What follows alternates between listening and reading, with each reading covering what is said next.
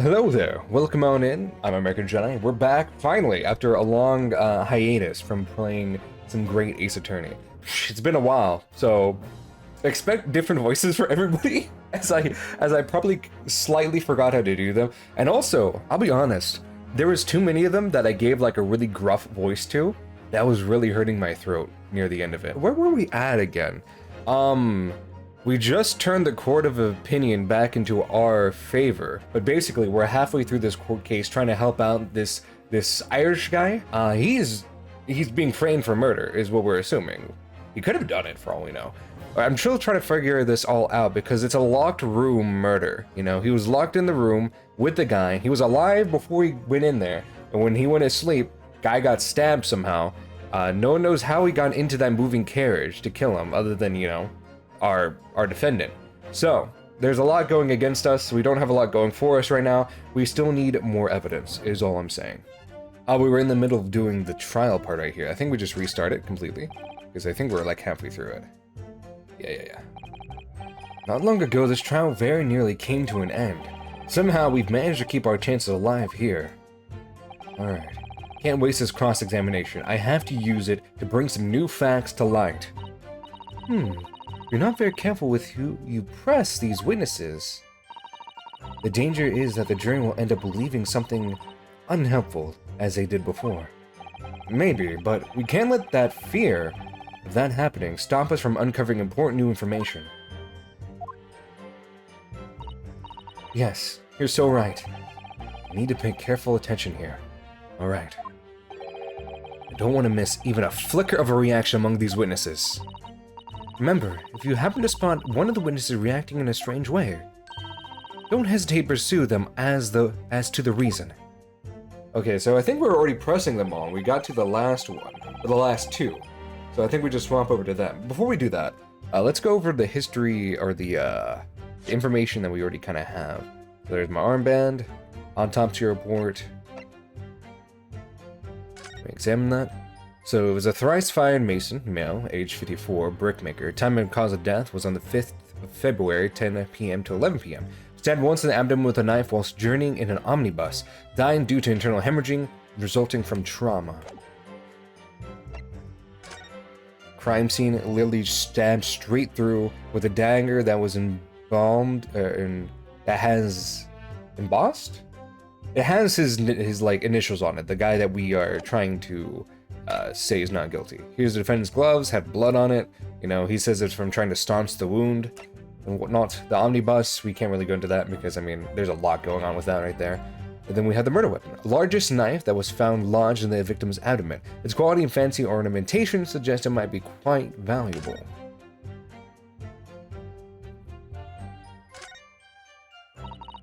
That part is the sheath, isn't it?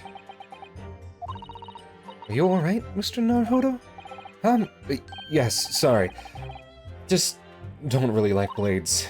Oh, those don't seem like the words of a man with a large katana slung from his waist. That's not a blade, that's Kazuma's soul. Anyways, there's no sense in delaying it. Let's see what the blade looks like. We haven't actually went into this. I totally forgot to try to examine this more. Ugh, that looks like a lot of blood. It surely is blood. The victim's... An Englishman's blood looks a lot like a Japanese man's blood. Do you think it wouldn't? Sorry, it's just that we've only just arrived here in Great Britain. I'm finding it a little hard to adjust it all. Yes, I do understand.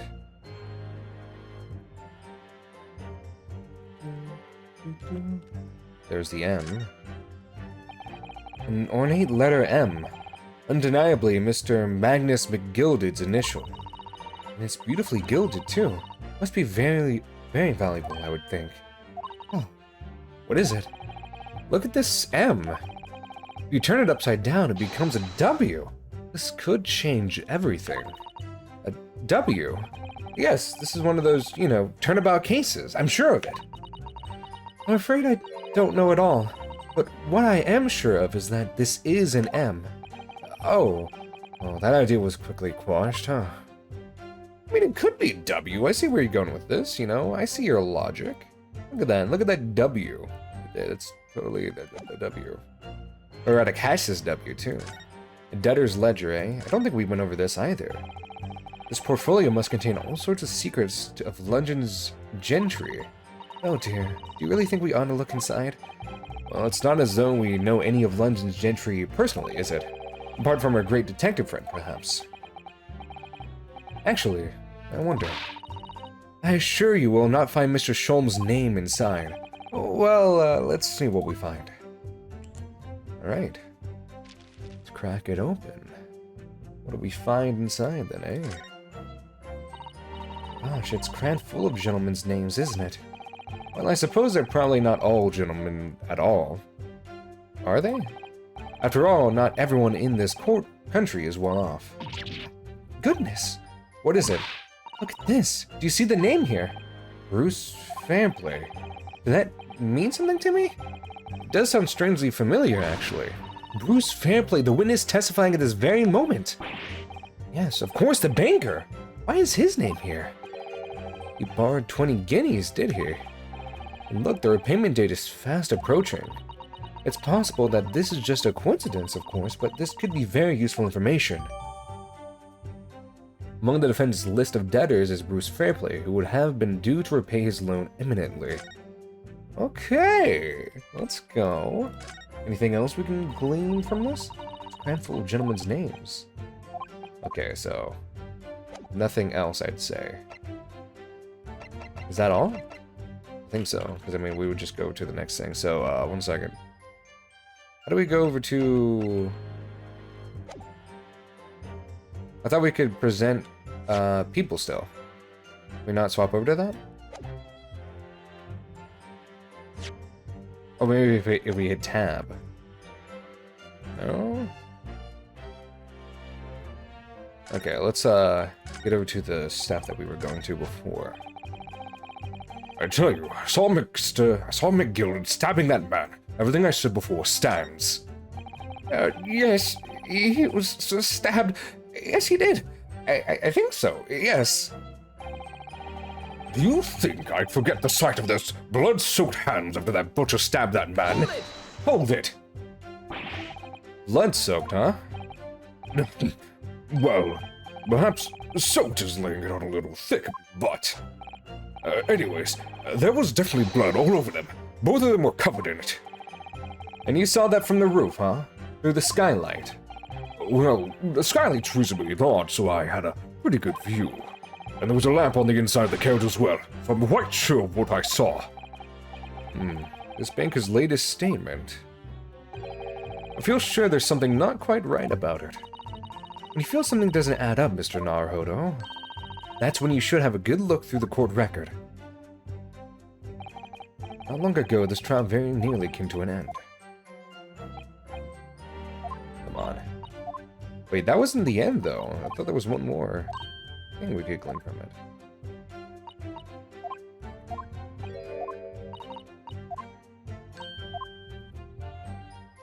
Well, that was definitely something we could interact with, I thought. 1 second. Does he say the blood-soaked hands in his statement?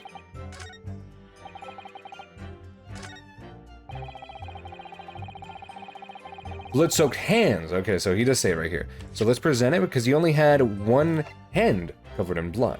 Not even soaked, I'd say. Go back. Presenting! Objection! Blood-soaked, huh? Hands, you'd say? Well, I admit that soaked might be laying it on a little thick, but... Anyways, there was definitely blood all over them. Both of them were covered in it. Well, I'm very sorry to disagree, Mr. Fairplay, but that's more than a little peculiar. What?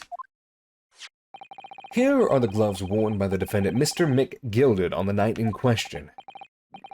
Yes, right. And there certainly does appear to be a sizable dark-colored stain there. But, as I'm sure you can clearly see, it's only on the right-hand glove. It's gonna break his cane. In short, Mr. Fairplay, your testimony is inconsistent. What? No, that can't be right. So you're a liar here, then?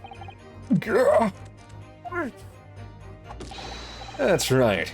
I'm quite clear about it. You see, it was both hands.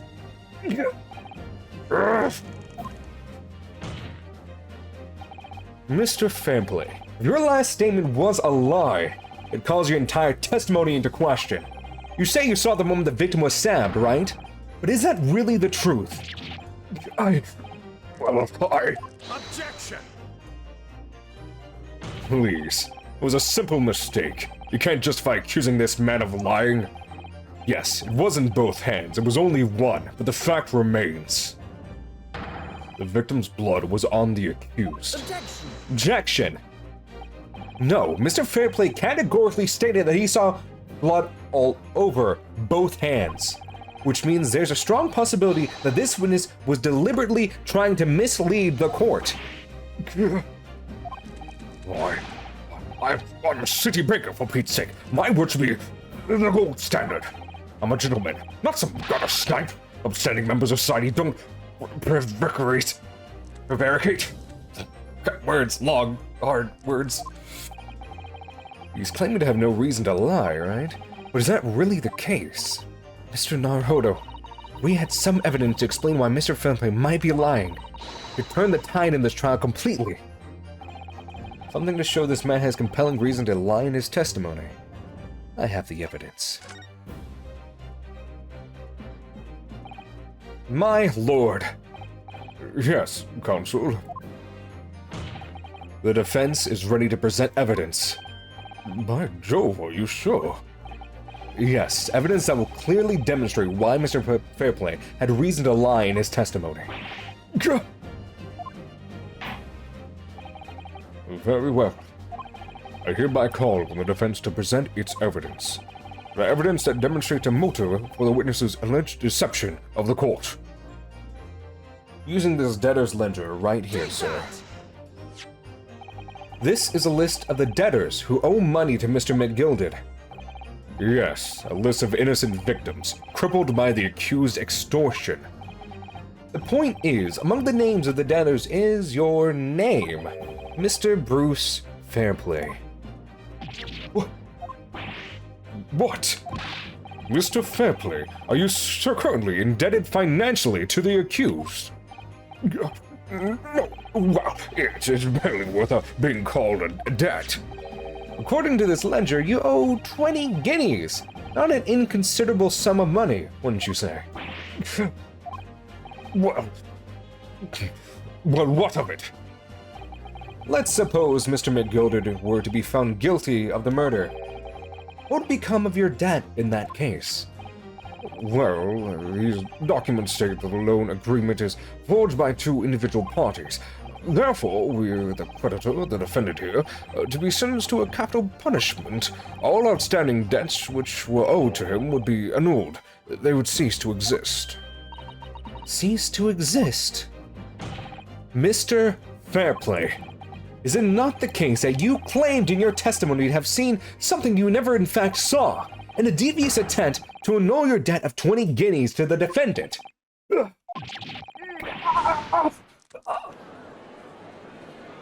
A little snake. Mother? Order! Order! Mr. Bruce Fairplay. Yes, my lord. Let me ask you again, and be aware that your answer may have the most serious implications upon your future, sir. Did you, or did you not, see the precise moment in time in which the defendant is alleged to have thrust a knife into the victim?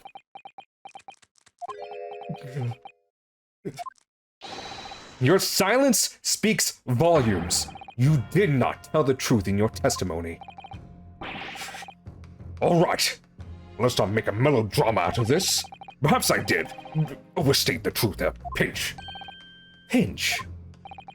But it makes no difference. I definitely remember seeing blood on Mr. McGilded's hands, both of them. Objection! And yet, only one of the defendant's gloves, which we have here as evidence, is stained. So you keep saying? I wonder if I might be allowed to speak, sir? Go ahead, Mr. First. Well, the thing is, I think I remember seeing it myself, as it happens. Seeing what? The blood, sir, on the assailant's hands. I think, yes. I'm almost sure that it was on both of his hands, not just one. What? What? 2 witness testimonies, saying the same thing. It would appear that we're going to need further testimony from all of you witnesses. This time, I would like to know precisely what you did and what you did not see. Do I make myself perfectly clear? Mr. Naruhodo, this is good news. The course of the trial seems to have shifted slightly at last. Yes. I might finally have a chance to turn things around here. New witness testimonies. Let's go. What the witnesses really saw. There was blood on both hands of the assailant. I sincerely and distinctly remember that. However, I suppose you might say that I didn't see the exact moment the stabbing transpired, if that matters. I remember seeing the knife, and I remember seeing both the attacker's hands with blood on them. I didn't actually see anything myself. No, not until I heard the scream. Anyways, the fact remains, there can't have been anyone else inside the carriage, or we all would have seen.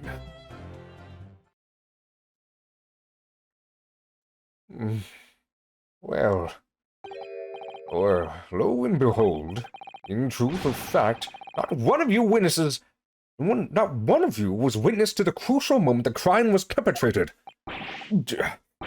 I apologize, my lord, but honestly, there was no one else inside that carriage, and the man's hands were covered in blood. That much incriminating evidence is tantamount to saying that we saw the man do it itself. That's really not what a testimony is about. Let us examine the interior of the omnibus once more. The victim's fresh blood is clearly visible on the seat, corroborating the witnesses' accounts. In other words, there is no substantial nor significant change in the facts of the case. Very well. Your cross-examination, please, counsel. Yes, my lord.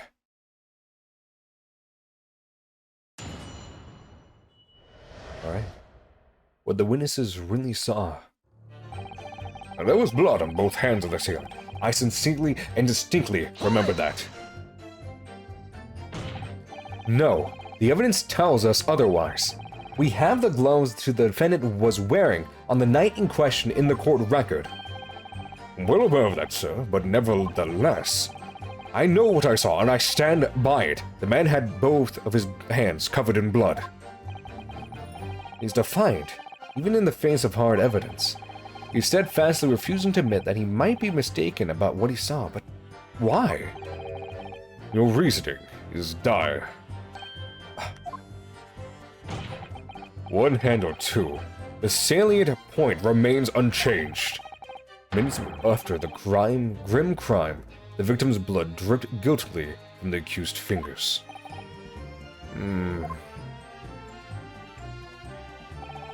However, I suppose you might say that I didn't see the exact moment the stabbing transpired, if that matters. Hold it. Don't try to downplay this. Whether or not you saw the exact moment of the crime or not is a matter of fundamental importance, as well you know. But, for crying out loud, we all know that no one else could have possibly done it. I was just trying to save us all some time. You have a loan of 20 guineas outstanding with the defendant, do you not? How do you hope to release yourself from that financial burden by ensuring the defendant was found guilty? That's not entirely what I was hoping for. I just lost a little guinea or 10 when I backed the wrong horse in the Derby, that's all. I was going to win it all back. There's a fixture this weekend, that's a sure thing. A little guinea or 10? I'm a banker. Don't bet an eye if I borrow a little spending money from the weekend. I think you may have revealed rather more about your character than you bargained for, sir. This witness's scruples are not on trial here. Proceed to the next witness. Is that really how it's supposed to work? I remember seeing the knife, and I remember seeing both of the attacker's hands with blood on them. Hold it! You definitely saw that too. Blood on both hands. Yes, sir. I mean, I know what you're going to say. Only one of Mr. McGilda's gloves has any signs of blood on it. That's right. The thing is, as far as I remember, sir, when I looked down and saw Mr. McGilda sitting beside the other fellow, I don't believe he was wearing any gloves, sir. He wasn't wearing these gloves. That's correct, sir, and I saw the blood on both of his bare hands quite clearly. It's true that the dark-colored stain on the dark leather gloves wouldn't have been easy to see. I should point out that the police officer who apprehended the accused on the night in question reported that there was no traces of blood on Mr. McGilda's gloved hands. There wasn't blood on his hands. This is puzzling indeed. This must be significant somehow. I'm sure of it. I didn't actually see anything myself. No, not until I heard that scream. I forgot how I did Beppo's voice. Hold it! Been too long. You didn't see anything? Yes, sir. That is to say, no, sir, I didn't. Very sorry about what I said before, sir. Very sorry, yes. It was very wrong of me to make up stories. I say I saw him stab the man. Wouldn't you agree, sir? Well, I know what you're insinuating, but I certainly wasn't making up stories. Still, to say you saw nothing isn't right either, is it? No, sir, I saw nothing at all. Mr. Beppo, you were driving your horses. At the very least, you, must have enjoyed a good view of London streets, no?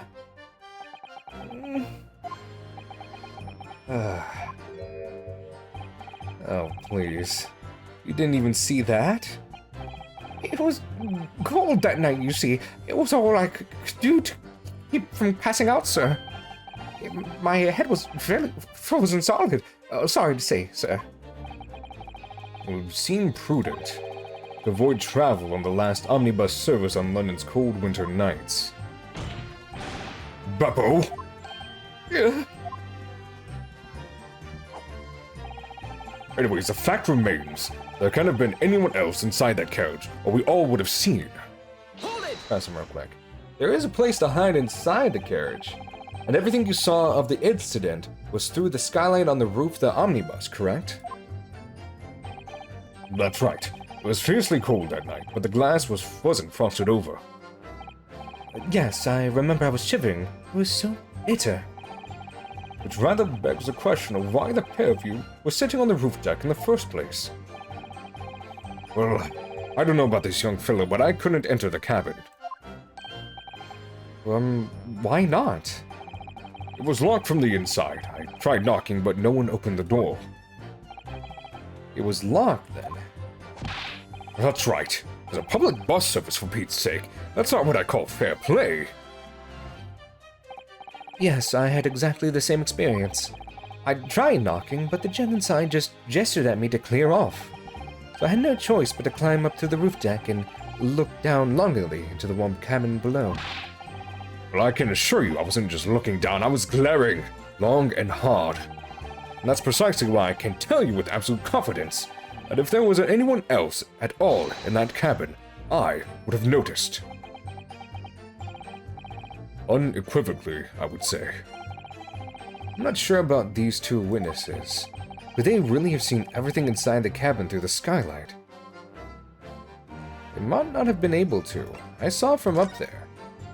You would have only saw the one seat. You wouldn't have seen the seat facing the other way. Allow me to confirm one thing, Mr. Fairplay. You were riding this omnibus and witnessed the events in the cabin through the skylight in the floor of the upper deck. Is that right? That's right, yes. In that case, there's a portion of the cabin interior that would have been out of sight from you. What? By golly, really? Obviously, at this stage we can't say for sure. But the possibility cannot be denied that at the time of the incident, there could have been another passenger in the enclosed cabin of the omnibus. Objection. Enough hypothetical meandering, my Nipponese friend. The prosecution demands that you substantiate your claims. After all, the scene of the crime is here, in the flesh. Very well. I will uphold the prosecution's demand. You will identify the area on this cross-sectional panel of the omnibus. Where exactly in the omnibus are you suggesting that the potential extra passenger could have been situated? It would be right here, because if they're sitting right here, their angle cuts them off to only seeing these seats here. There was an area here.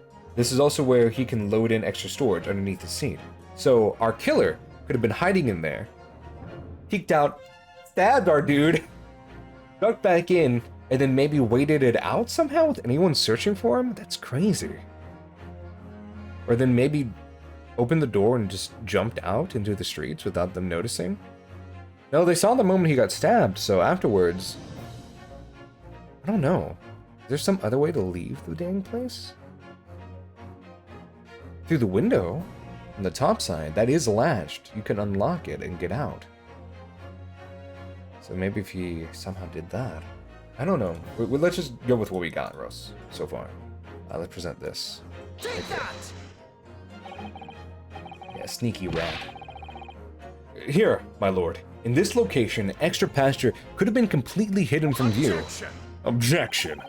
If you believe that to be true, counsel, then may I suggest you attempt to conceal yourself there. Sorry? And here's to you never seeing the light of day again. God. Wait, did I have it where they were wrong? I don't think so.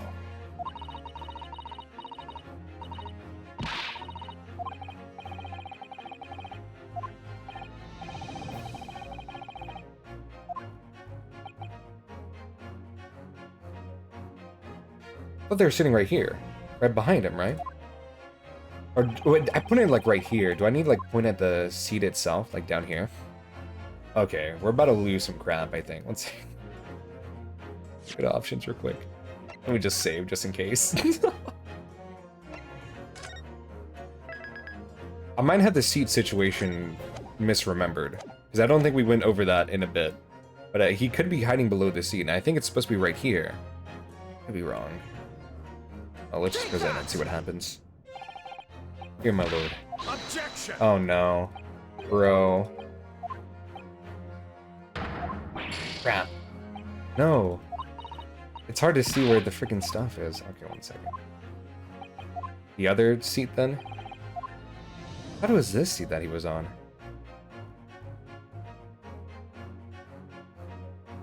I always hate these sometimes because it feels like you have to be like really precise with where you click. Alright. Take that! Okay, so I just had it wrong. They were sitting in the back seats. I thought they were sitting in the front seats right behind the dude. Crap, I remembered wrong. Both rows of seats on the roof face in the direction of travel, whereas the seats in the enclosed cabin face each other, which means the visible part of the cabin which passengers on the roof deck can see through the skylight is as I've drawn here. Oh. That's right, my lord. As you can see, obvious. The seat opposite the one on which the victim and his attackers were sitting is obscured from view. In other words, if someone had been sitting on that seat, it's quite possible that these witnesses would have been completely unaware of it. Gah! Objection! Objection. It's quite possible some phantom was sitting there. Please, Nipponese have a forbidding habit of obscuring the truth with ambiguity. I concur with the prosecution's rejoinder. In a British court of law, evidence is paramount. I cannot entertain this conjecture, counsel. That is, unless you're able to put a name to this mysterious passenger to whom you allude. Can you, Mr. Naruhodo? Can I?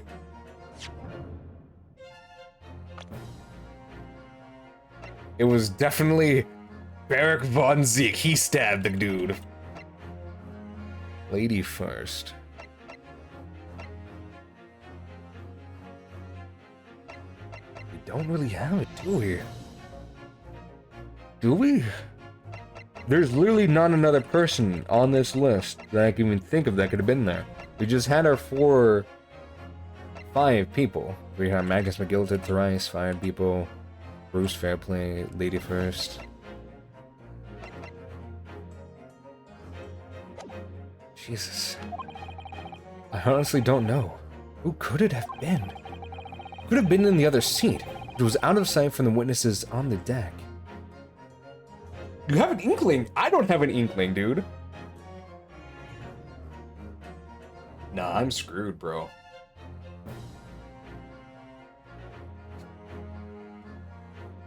Okay. Let's think about this for a second. I honestly don't think this is where we do it. I think this is a little bit of a red herring. Because I don't know. Let's just say I have no idea. Go from there. Ugh. I have literally no idea. But as a proud citizen of the Japanese Empire, you will look to the sky and walk on, making sure all signs of tears are gone. Go on. This isn't just a case of going on, Miss Susato. Alright then, I'll go on. The defense would like to put forward a name. You are a fool.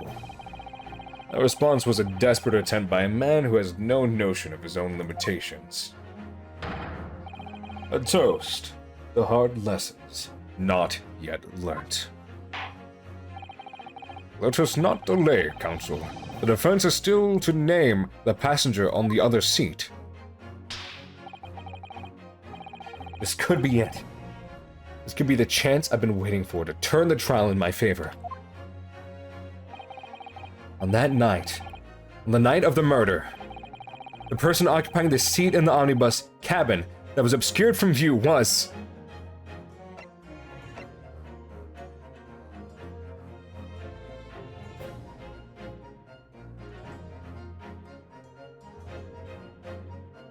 It was Magnus McGilded. Because he wasn't the one that stabbed the man. You guys didn't see Magnus. You saw the person who was disguised as Magnus. That has to be it. That has to be it. It's the only one that makes sense. Everything else is just folly. Because no one else would have been in that omnibus.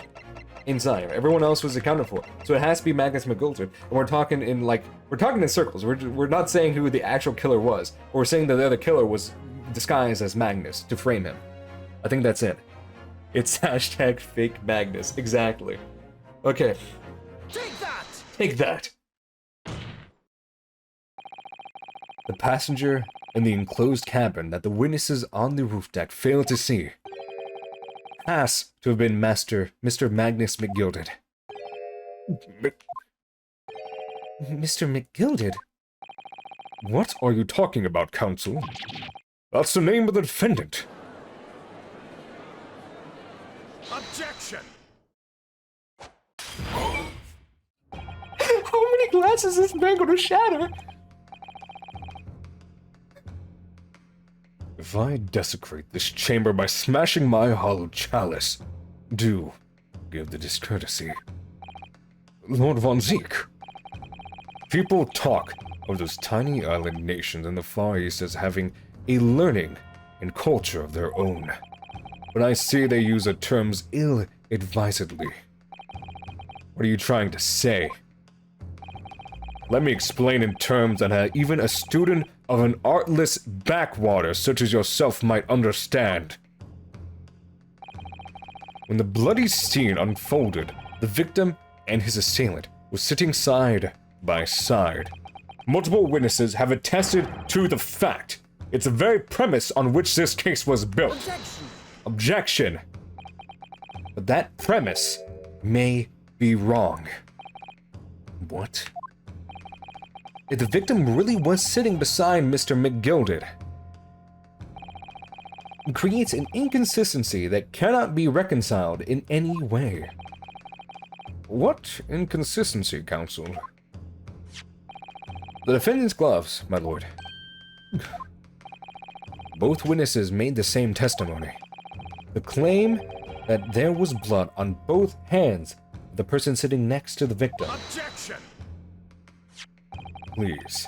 Yet we know the truth to be otherwise. Only one glove bears the gory remains. The point is, even in the face of this irrefutable evidence, both witnesses have maintained their stance. Yes, their testimony remains unchanged. Exactly. They both adamantly swear that they clearly remember seeing the blood on both hands of the assailant. In short, their memory of events is correct, and their testimony reveals the truth. It was somebody else sitting beside the victim that night, a third party we have yet to identify. And the victim's blood was on that passenger's hands, both of them. Objection! And who was this third party? Obviously, the true culprit. Extraordinary.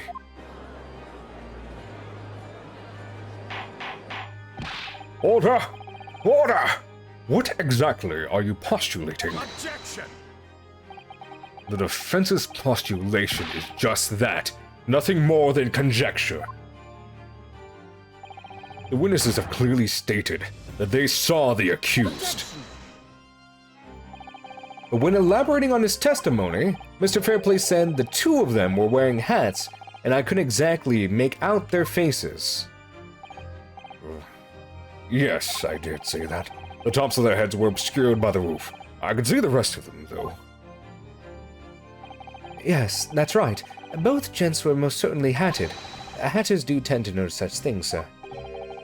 And what particular styles of hat did the two gentlemen sport, Mr. First? Well, I'm afraid I don't quite remember that. You call yourself a hatter? Please. The style of hat makes no difference. There was no third passenger in that cabin. How can you be so sure? Because if there had been, the accused Mr. McGilded would have undoubtedly have offered to depose the fact. Unless, that is, you are proposing an even more preposterous explanation. That the accused failed to even notice the presence of the true culprit in the very cabin in which he traveled.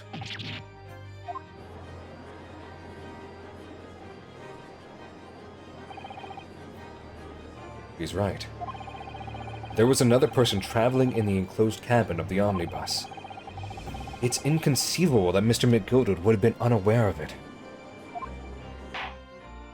Order! There's clearly a simple solution to this problem. Bring the accused, Mr. McGilded, to the stand. Well, what do you say, counsel? The prosecution objects, my lord. On what grounds, then? As a suspect, who will already have made a full statement to the police. But what if there's some reason why he's unable to speak freely? Magnus McGilded is no uneducated ruffian.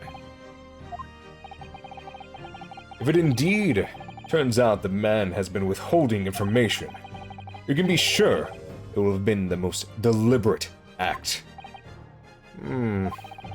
Counsel for the defense, what is your opinion?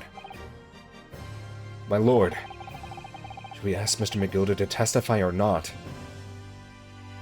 We're getting into this, baby. We demand his testimony. Yes, we need to hear what he has to say in order to find out the truth.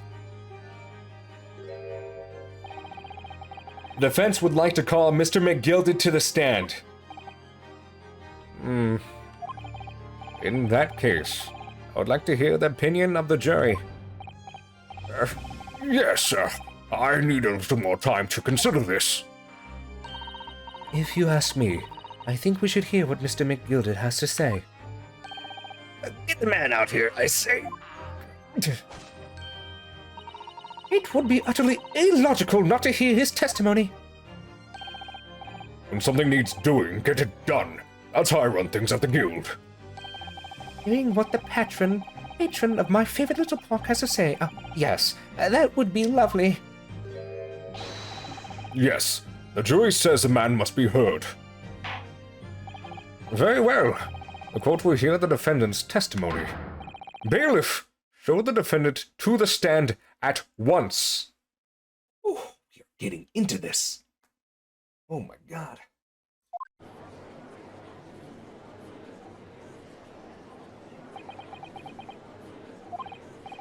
Now, maybe what actually happened that night will finally become clear.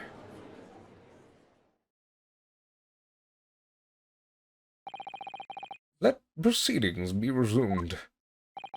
Mr. McGilded, have you been listening to the discourse of the day?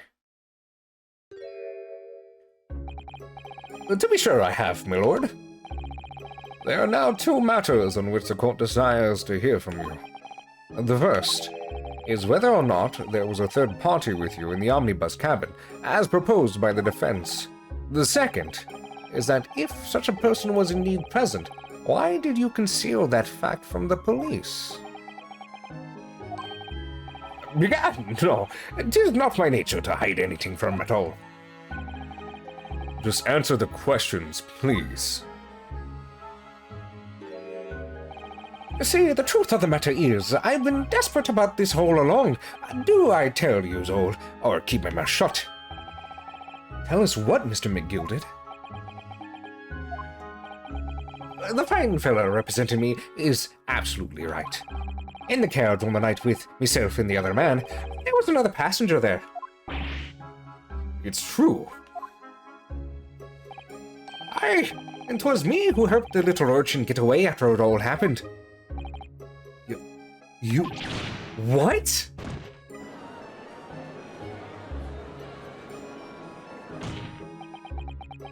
What? No, Magnus McGilded. That convenient excuse cannot save you now. I'm truly sorry, so I am, Lord Von Zeeks. I'm sure you'll be wanting to know why I said nothing when I was taken in by the police. What you see? I do be having a very good reason, I assure you. Which was? Well, the little child was just there in the wrong place at the wrong time, not in any way involved, you see. What? Well, if the police had known the wee one was there, I'd assume she'd done it. They'd have hauled her into the courtroom just here like myself. I was only trying to spare her that.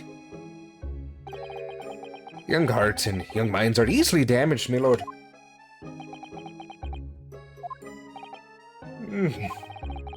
And who was this young child of whom you speak? That I don't know. You don't know? Well, the wee thing just happened to be in the carriage that night. I never saw her before or since. Objection! We have absolutely no reason to believe this man.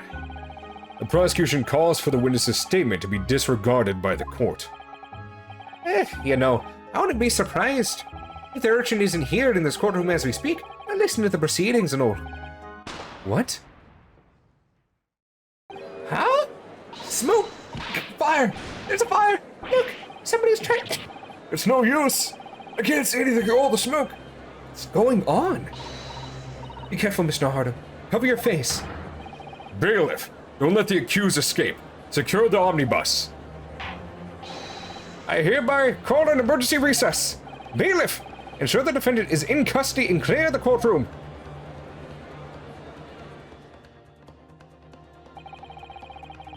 We were hurriedly removed from the smoke-filled courtroom by the bailiff, amid scenes of chaos as people stumbled over one another in their desperation to flee the chamber.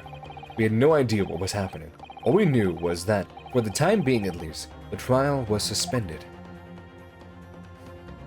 To be continued. Oh my god. Things are getting crazy in this place.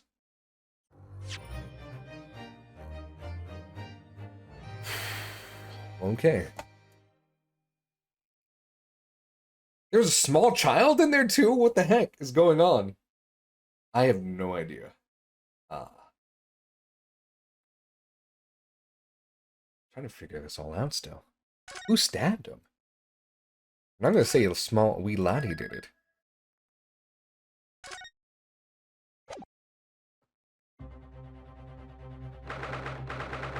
February 8th, 12:52 p.m. The Old Bailey, defendant's antechamber.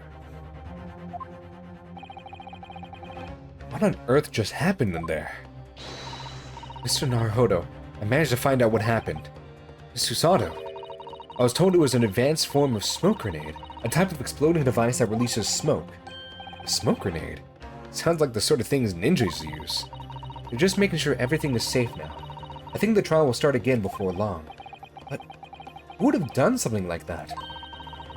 The police managed to catch someone who was trying to flee the courtroom, apparently. Flee the courtroom? Why? Well, it's a young girl of around 15, I hear.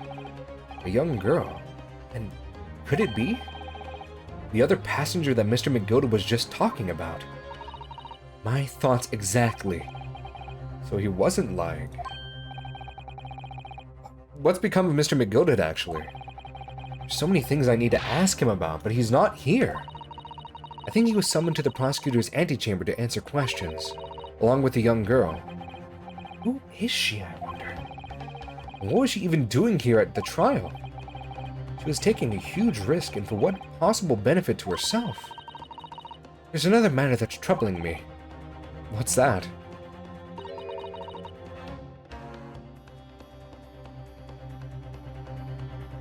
The 20 pence. Oh, according to the coachman, Mr. Beppo, let's see, he took 4 passengers that night, the fare 5 pence each. It comes to a total of 20 pence exactly. But now it seems there were in fact 5 passengers, which means the figures don't seem to add up again. Ah, he's right, that is strange. Counsel for the defense, kindly proceed to the courtroom. The trial will recommence in 5 minutes. Thank you, officer. We'll go in straight away. Well, whoever she is, I imagine this young girl will be asked to take the stand and testify now. I really can't imagine what she's going to say, but it could alter the whole direction of the trial. We'll know soon enough, Miss Susato. Yes. Okay.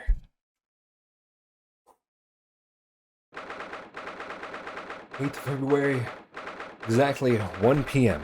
at the Old Bailey courtroom.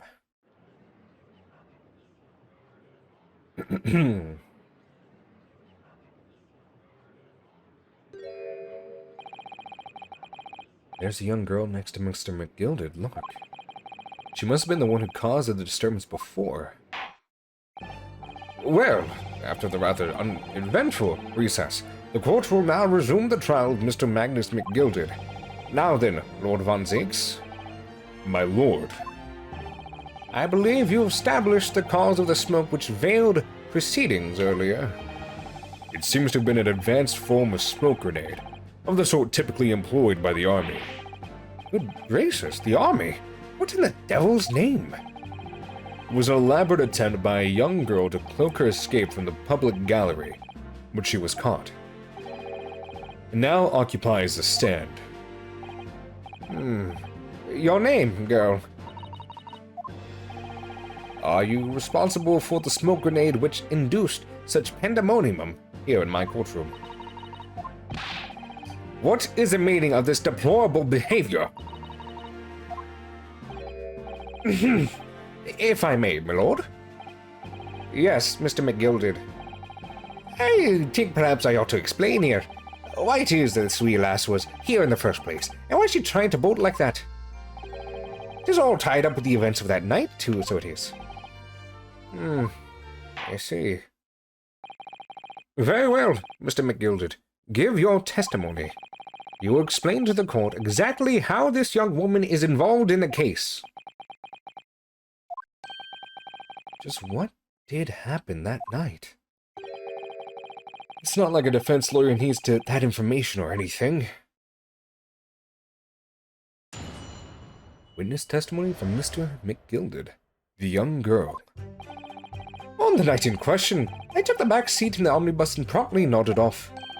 Then, begorra, a loud thud and a wee scream woke me up with a fair start. There was a fellow collapsed on the floor at my feet, so I sat up on the seat across from me. Then I turned to find out there was a scream that had come from. And bless my soul, what did I find? There was a child in there, all curled up in a ball, hiding her wee self away. That's it? I remain somewhat baffled, I confess. But from what I gather on the night in question, I'm still doing an Irish accent a little bit. I don't know what to do for the judge, man. Oh, this young girl was indeed riding in the omnibus. Is that correct? Oh my god. I'm losing my voices. My voices are all getting mixed up because of this Irish dude. It was all fine and dandy for a while. The Irish, all my accents. If I do certain accents, they kind of just revert to Irish. Oh my god. It's exactly as the defense counsel said. This last was the 5th passenger, my lord.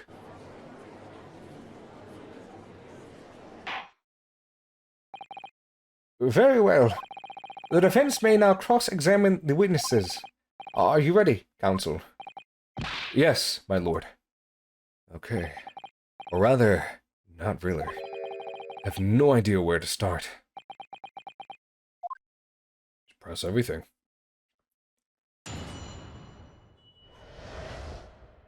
The young girl. On the night in question, I took the back seat in the omnibus and promptly nodded off. Hold it!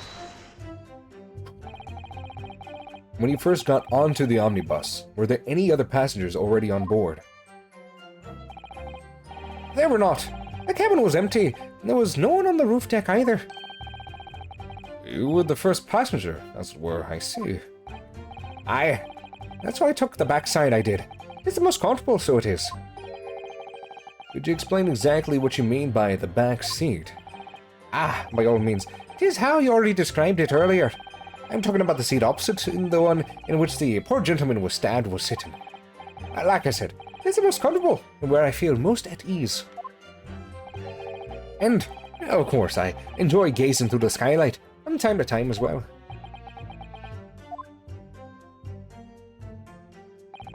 Then, begorra, a loud thud and a wee scream woke me up with a fair start.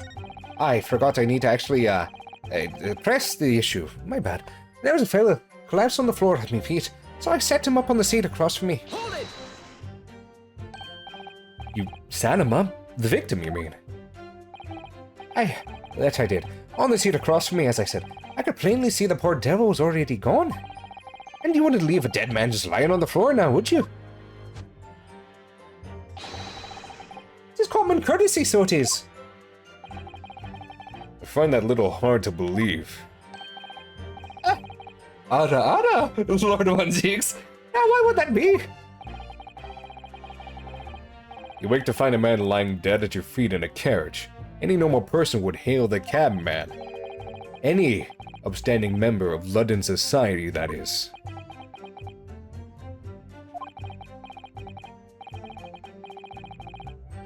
A little Irish RRs. That was so stupid of me. Well, now, as you know, I'm in something of a special line of business. The business of lending money at exorbitant rates of interest? Unfortunately, my lord, not everyone is thankful for the help I offer them, and some would even see me dead. So I do try, where at all possible, to avoid getting myself in a tangle with trouble. Are you suggesting you were just going to leave the man there? Heavens alive, no! I was always intending to report it, so I was. Only, I had a mind to find out whys and wherefores first. The whys and wherefores? Aye, right you are. There were some details I wanted to understand before anyone else got into meddling with it. The wee scream I heard before, for example. Why don't your good self do just the same? Yes, the scream he says he heard at the same time as the thud of the victim collapsing.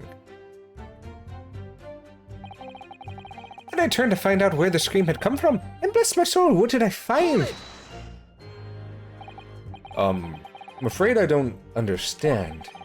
I'm sure you told the court just before that there was no one else in the carriage except yourself and the victim. Aye, so I did, sir, so I did. As far as I could see, that is. What do you mean by that? Well now, 'tis a queer thing. The wee scream I heard as I woke up. It came from, if you'll excuse a vulgar expression, under me backside.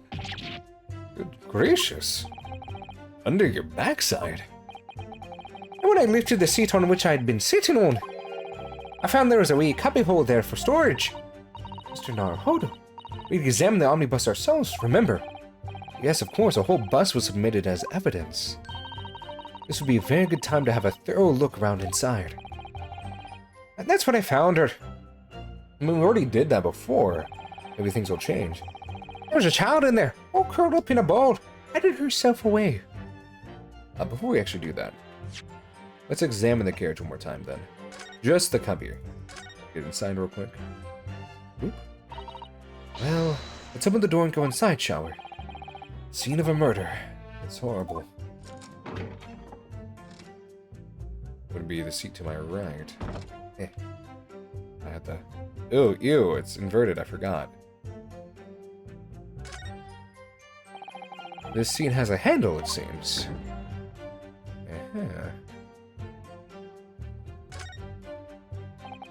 This is a storage compartment. There's nothing in here. Totally empty. Something doesn't seem right here. I can't put my finger on what it is.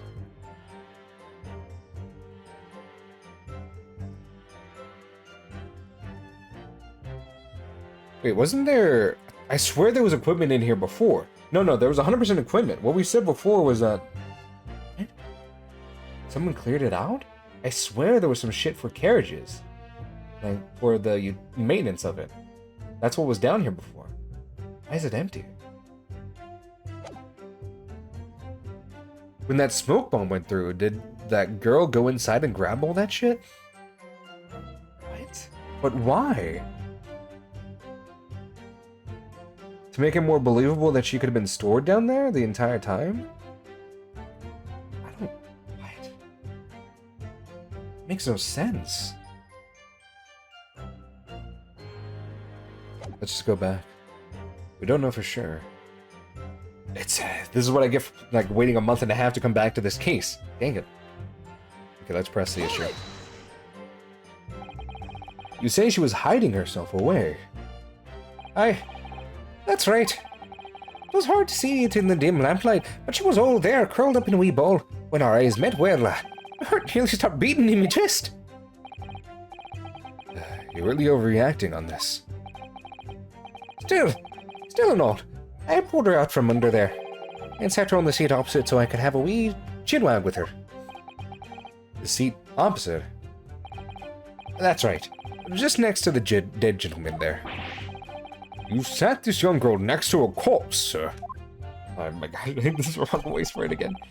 Well, as I mentioned, a gentleman in my position can all too often find himself in mortal danger. So, I needed to find out just who this urchin was, you see. While I was in the middle of talking with her, I heard another scream. A fellow's voice this time. Presumably that scream was Mr. First, who was sitting on the roof deck seats. Aye, right you are again, I would say, sir. Looking down through the skylight, you must have seen the young girl and the gentleman with a knife in his belly. In other words, the previous witnesses did not, in fact, see you at all, Mr. McGilded. What they believed to be yourself and the victim was in fact this girl and the late Mr. Mason. Oh my gosh, my voice is... I need to like reset myself after I do like freaking McGilded, dude. I think it's because when I do the Irish voice, it's less like a change in my voice too much. But I do it Irish. You kind of do like a sing-songish. It goes up and down a lot. Like, aye, me lord. Like you go, aye, me lord. You know? Kind of go up and down a little bit with it.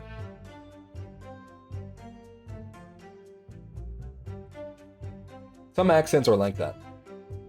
And then I had to like readjust myself to be like, not doing that. It's hard to explain. I think that's the best I can do though. I was, as I think everyone understands now, sat at the back of the carriage out of sight.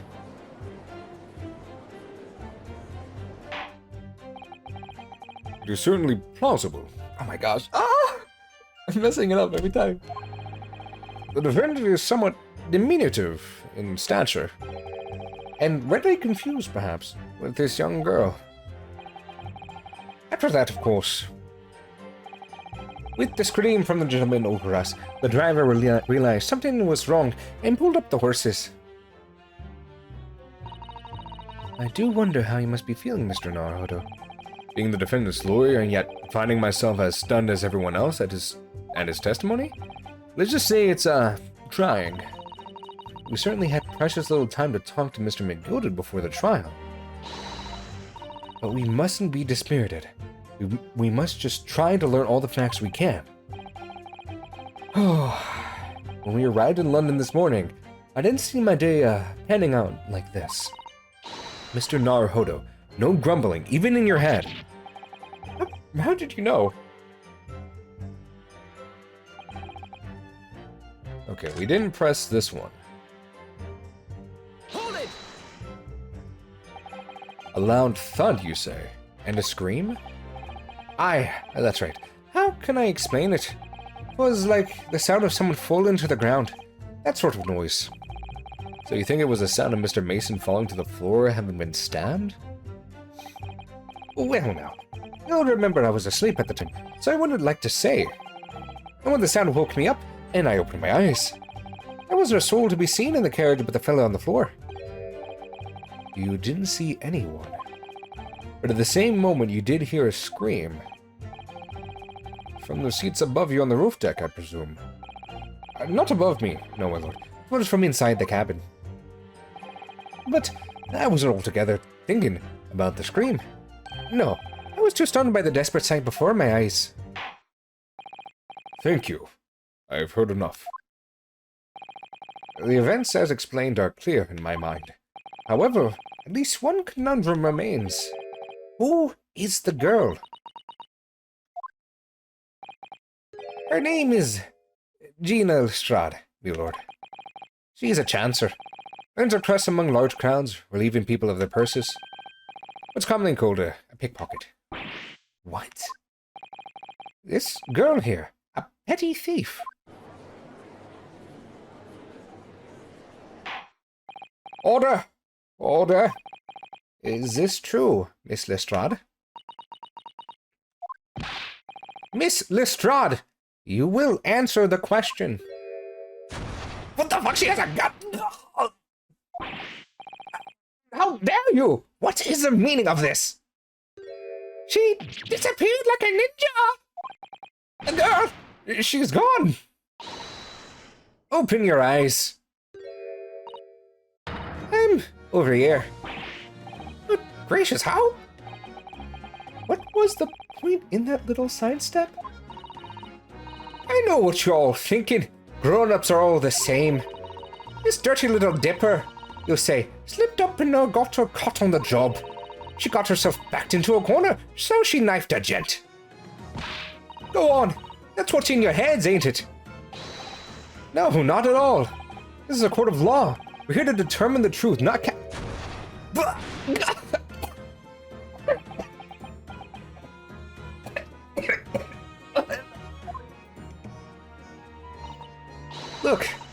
Knives are for cowards. Only thugs use weapons like that. All I need was, for what I do is these fingers. I'm a professional, alright. Maybe not in your eyes, but I got pride in what I do.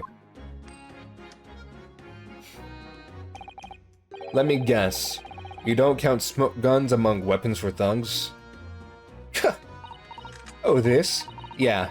This is a bag I lifted the other day. Down where they keep the four-wheel drags. It's nice, innit? Like the pink vest.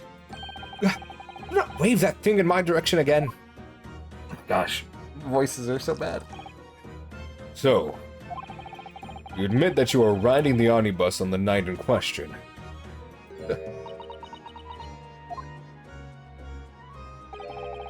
He's alright, lass. You can tell him the truth now. Alright, yeah. Just like the Irishman said. Oh, he is Irish, so I'm good. Forgot. They said he was Irish or not. I was just like, from the dialogue, from the text, from his accent. It just makes sense. The court accepts this girl, Mr. Gina Lestron, as a valid and significant witness in this case. Accordingly, young lady, we will now hear your testimony, if you please.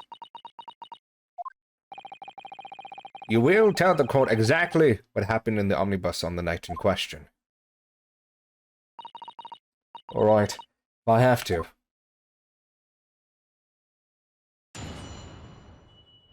The judge is Irish compliance now. Fuck me, everything is Irish. I can't stop it.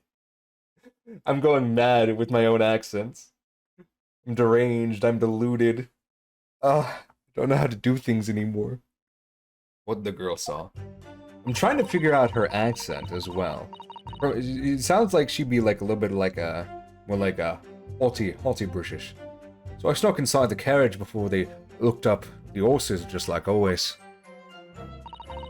It was alright, all waste of time. Got nothing to show for my troubles that night. I tell you, can't see a blind thing in that hidden place. Pitch bear, it's pitching there. Then, after a while, I heard this loud bang. Nearly jumped out my skin, I did.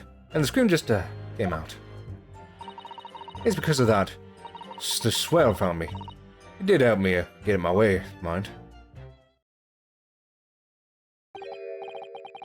Yes, he let you go. Fail to understand why you would let the street urchin go, Mr. McGilded. Oh, 'tis simplicity itself, my lord. You see, she couldn't possibly have killed the other passenger. I knew that for a fact. Sitting on her with me ass, sir. How? As I'm sure I've said before, sir.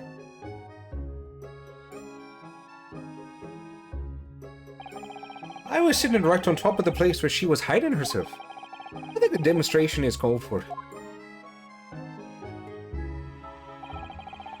This is where I sat last night. And the cubbyhole of which you've spoken is... Oh wait, it's a fucking judge. And the cubbyhole of which you've spoken is underneath this seat, I presume. Aye, sir. Yes, it does appear that just large enough to accommodate someone of the girl's stature. Aye, but of course the wee lass is stuck in there. Because I'd parked myself on the seat for the duration. Ah. It was an Irish fuck me. Oh, you see, that's why I let the lass bolt. I knew that if the police found her there, they'd automatically assume she'd done it. But I couldn't live with myself if her long life was ruined when all the time I knew she was innocent. Even though you must have realized your actions will result in your own innocence being called into question. Not at all, my lord, not at all. I knew in my own heart that I was innocent. So, I thought it was worth taking a punt on my own good name for the sake of this less fortunate lass. My goodness. What a perfect gentleman. My lord, this fine example of a man cannot possibly be guilty of a heinous crime like this. I'm ashamed of myself for ever doubting you, sir. Let's go! That's what I'm talking about, baby! The nice Irishman.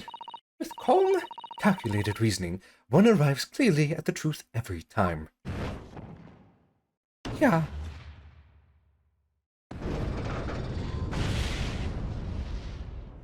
How you like that, Mr. Von Zeke? Or more like Mr. Von Stupid Face. Got him. Wasn't ready for that insult. Saints alive. All 6 members of the jury consensually in their leaning to a verdict of not guilty.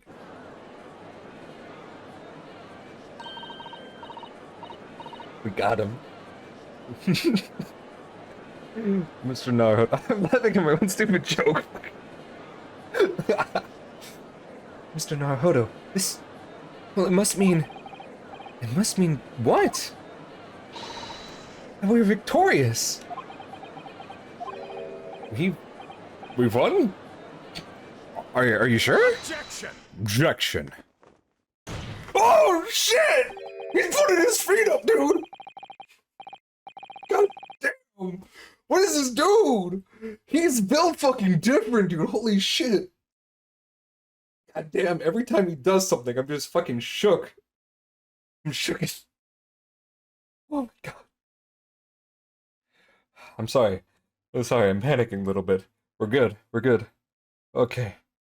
If the sight of my iron-hued Wellington offends, pray do forgive the discourtesy.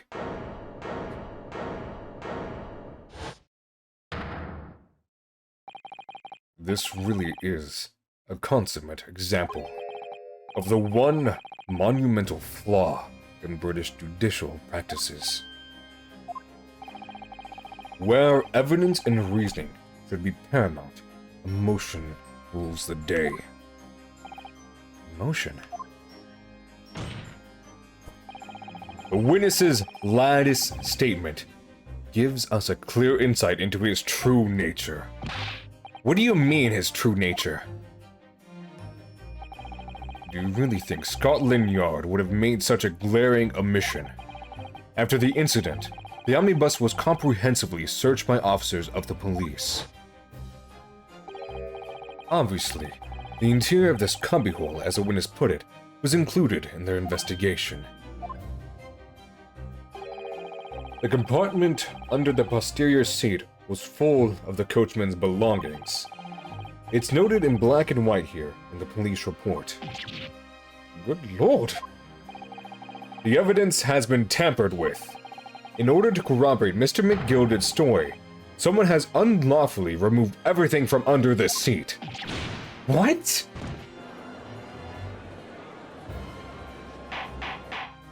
Order! Order! How could such a thing, such a devious contrivance, possibly have been effected, Counsel? Naturally, we must acknowledge the deficiencies of the constabulary in allowing this to have happened. However, I assure you, when the omnibus was wheeled into this courtroom this morning, the compartment under the seat was not empty. I was right. I was right. Well, my Nipponese friend. Me? When the carriage was submitted as evidence, doubtless you examined it in fine detail, as would any self-respecting practitioner of the law. Pray, what did you find the condition of the underseat compartment to be? Oh, to be sure, the young gentleman will be able to clear this up in a jiffy. Sorry? Go ahead. You tell the court now, fella. Oh, this is an old, elaborate excuse by the desperate Lord Von Zeeks. I can't lie. Well, counsel, do you have something to say on this matter?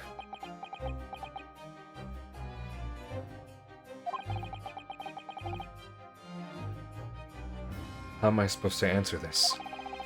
What can I say about the state of that little compartment under the seat in the omnibus?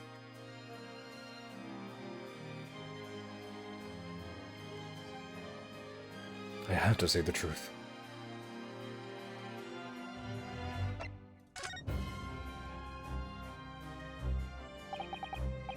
Wait, I said it was empty. Fuck. Oh, no, no, no, no. Fuck, I didn't mean to say that. Shit.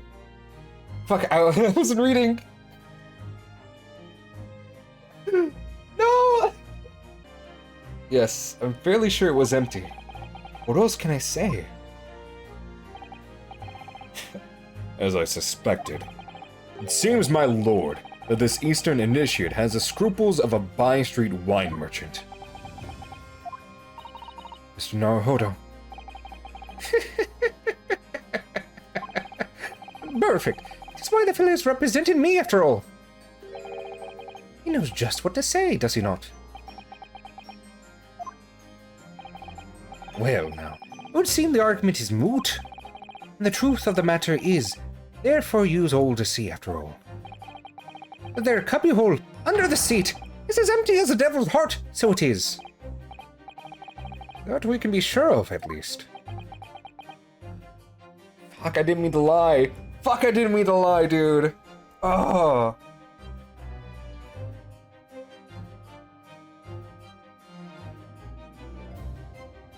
Was he actually innocent? Why?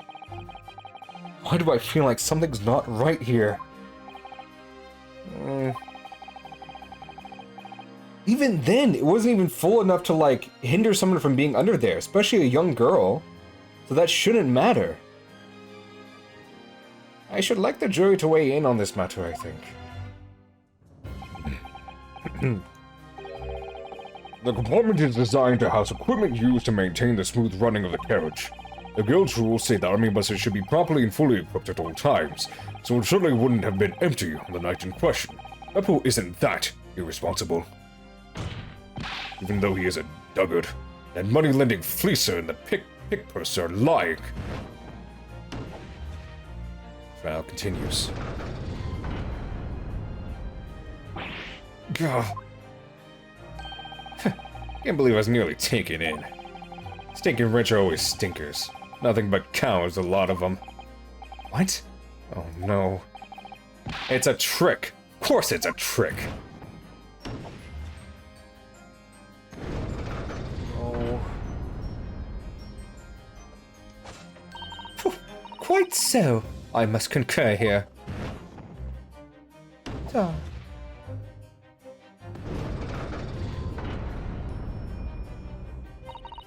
With calm, calculated reasoning, one arrives clearly at the truth every time.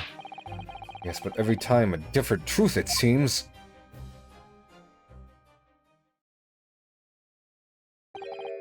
My lord, I humbly exhibit the scales of justice.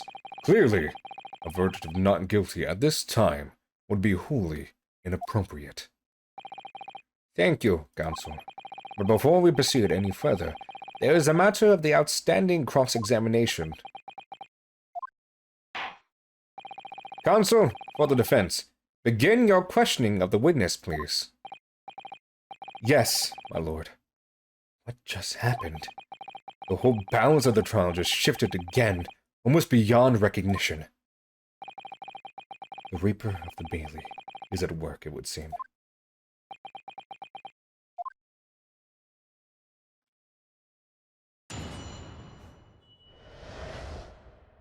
What the girl saw. Oh, snuck inside the carriage before they hooked up the horses just like always. It was right old waste of time. Nothing to show for my troubles that night. I tell you, I can't see a blind thing in that hidden place. There's a pitch in there. Then after a while, I heard this loud bang. Then he jumped out my skin, I did. And the scream just came out. It's because of that the swell found me. It did help me get my way. Get away, mind. Gosh, dude, I don't know how to do a voice. I don't think I should do an Irish accent for it, but it's like British, but when I do that kind of voice, I want to do like the really like low, "Oi mate, what you doing there?" that kind of thing. So it doesn't feel like it's right because it's it's a wee laddie, wee lass. All 6 members of the jury have decided the defendant was innocent. For one brief shining moment, yes.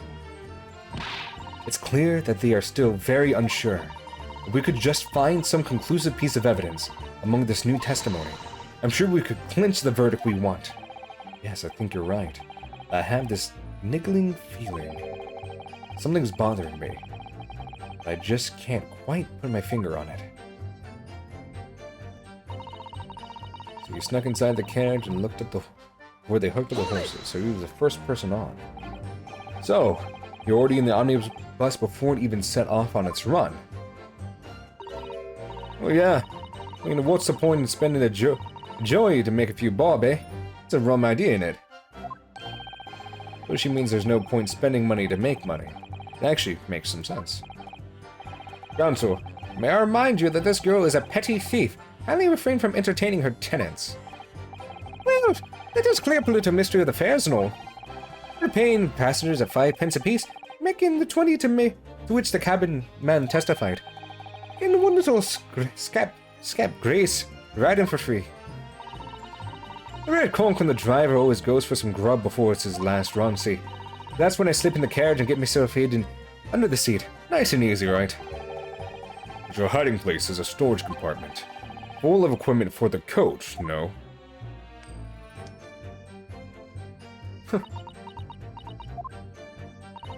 Yeah. There's brushes and buckets and whatnot in there, sure. I always chuck all that out and cram it into the corner somewhere.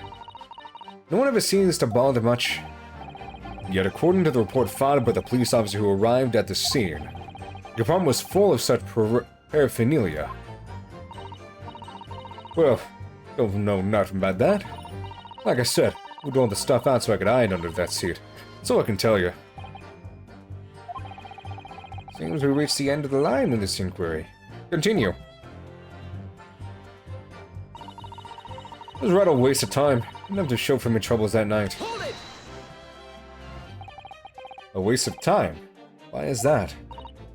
Well, most nights I'm on my own in the guard permit, at least some of the time. I beg your pardon, did you say guard permit? Oh, yeah, well, that's what McCon called it. You'd say the omnibus, I suppose. Point is, any normal run, the carriage ain't got no one in it for a while. That's when you come out of your hiding place and get away. Yeah, that's it. Only that night. This Cole was sat on my seat from the start. He didn't budge all the way, did he? Not 1 inch. I was totally stuck. You mean to tell us you were present in the carriage for the duration? You were under the seat the entire time while events unfolded in the enclosed cabin? Yeah. Right, mister? Oh, to be sure, to be sure. I was as shocked as anyone. You didn't expect to lift the cushion you've been sat on and find a child there now, do you? Whew. So this Miss Lestrade couldn't possibly be the culprit then.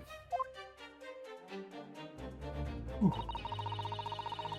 Oh, thank you for the lurk. I'll tell you, can't see a blind thing in that hiding place. Kitchen there. Crap, I skipped it. Then after a while I hear the slap bang, and he jumped out my skin I did. And the scream just came out. When you say a loud bang, do you mean the noise of someone falling to the floor? Could have been, I suppose. I don't quite remember so well. Point is, it made me jump. And you let out a scream involuntarily? That's right.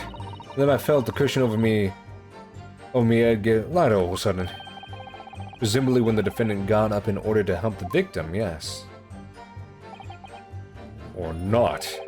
Could equally have been the moment the accused stood in order to stab his victim, could it not? Well, girl, did you see what happened at that crucial moment? Yeah, I saw it. Pushed up the cushion and had a quick butchers. While I had the chance, didn't I? Iris was sitting up the bloke who would have fallen over on the floor at the seat opposite. That matches Mr. McGilded's account, of course. But then, well, suddenly turns around and looks right at me. Sank back down again, but it was too late by then. I should never have risked looking. Through that, this swell found me. Did help me get away, mind. And when Mr. McGilded discovered you, he pulled you out of your hiding place. I was scared stiff, I was. It dragged me out and sat me on the seat and all. Next to the victim, Mr. Mason? Yeah. Luke had a knife in his guts. He was, still bleeding. And the carriage lurched a bit, and he'd ended up falling onto me. Yeah, how awful. Both my hands got covered in blood. Made me feel sick as a dog. Both her hands covered in blood. That must be what the rooftop passengers saw. After that, I believe you talked with Mr. McGilded for a while, is that correct? You asked me some stuff. Wanted to know me name, and what I was up to and all that. Then I heard something from above. Someone screamed. Yes, Mr. First on the roof deck, one would presume. Well, I didn't want anyone seeing my face, so I didn't look up. Then the horses were drawn up smartish, and this here Irishman says to me, "Get back under the seat. I'll see that you can get away later." All 6 members of the jury. We didn't press one of them accidentally. It was the third one, I think?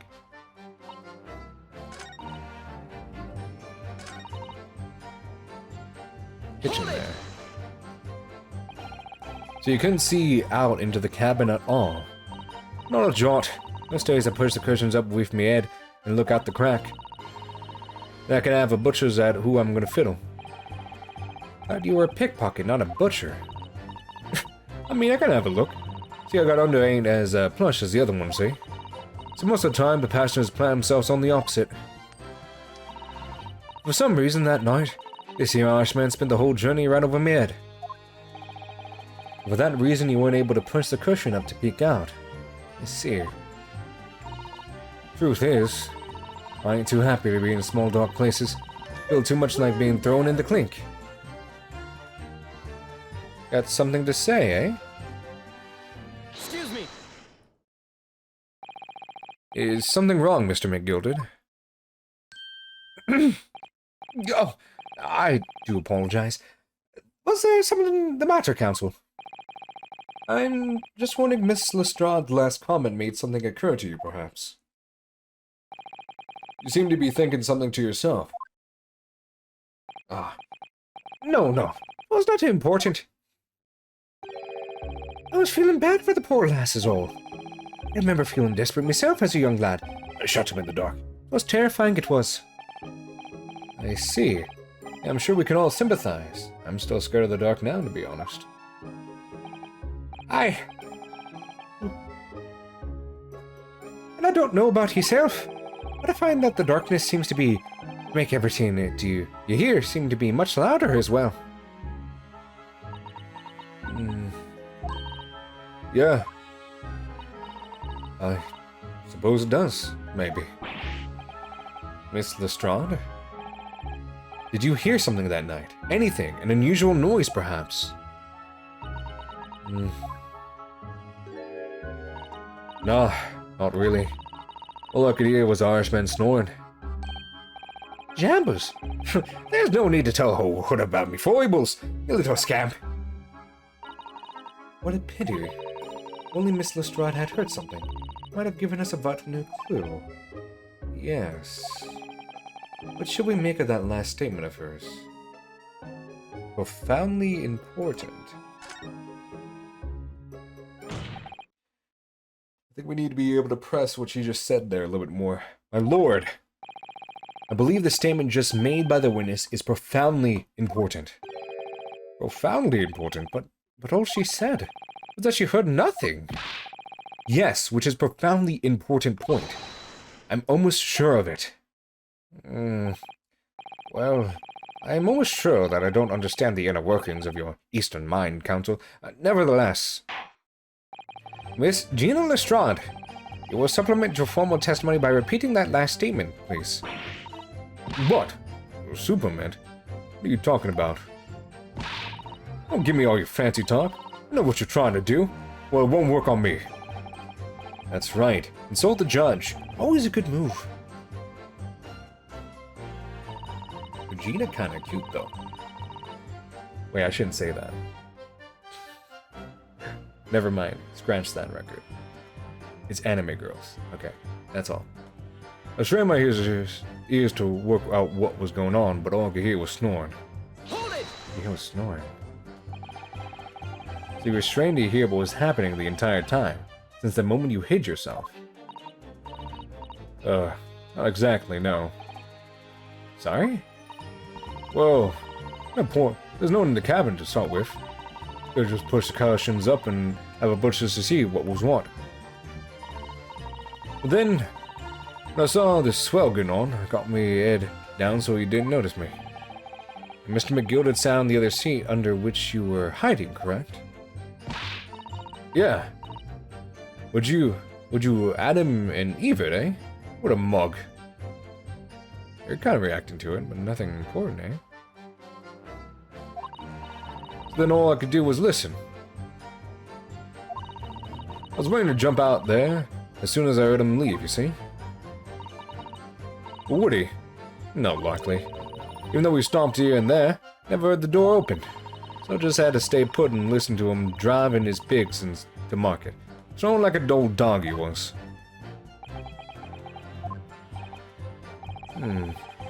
Are there any conclusions we can draw from that, I wonder? Doesn't make sense? Does it not make sense? Shit, dude, it's been too long since I played this. I'm trying to remember what Mr. McGill told me.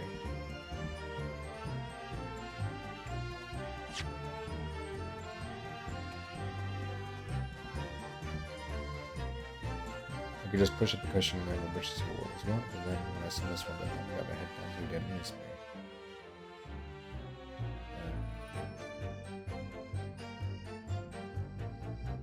I'm guessing, like, would you believe it, eh? What a mug. All I could do was listen. We're gonna jump out there as soon as I heard him leave, you see. Would he? Not likely. And then we stopped here and there, never heard the door open. Just had to stay put and listen to him driving his pigs to market. Well, like a dog he was.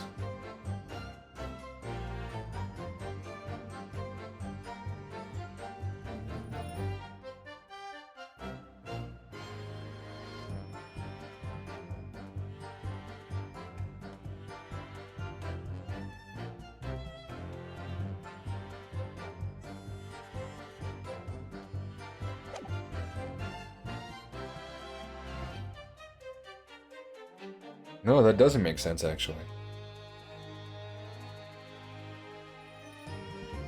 He wasn't the first on, right? I think he said that he came on and he was, the other guy was sleeping, right? So he just left him alone and went to sleep as well or something. I thought that's what it was. It doesn't add up, I think. Miss Lestrade, what you just told the court is clearly at odds with the facts. At odds? Are you sure, man?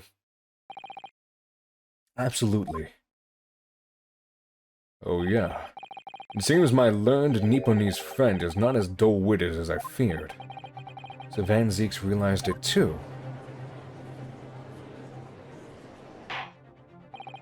Counsel! I must insist that you bolster your claim with evidence, or some complicit party's name at the very least. Yes, my lord. I expect you to demonstrate this alleged contradiction to the court. According to Miss Lestrade, while she was hiding in the omnibus that night, she heard nothing but the sound of Mr. McGilded snoring. Think, Ryunosuke, think! Come on. There's something else she should have heard. Yeah. Someone else getting on the bus. Let's say real quick, just in case I'm stupid.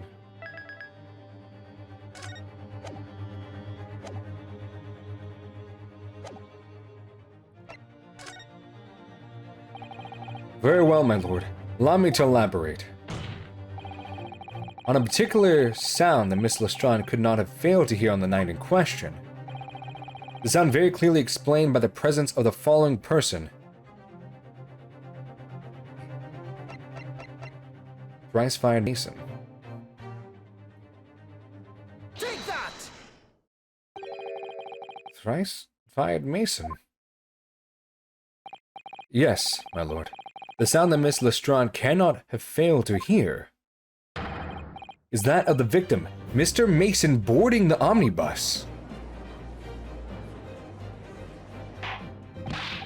Order! Order! Explain your reasoning, counsel. Miss Lestrade, allow me to confirm something.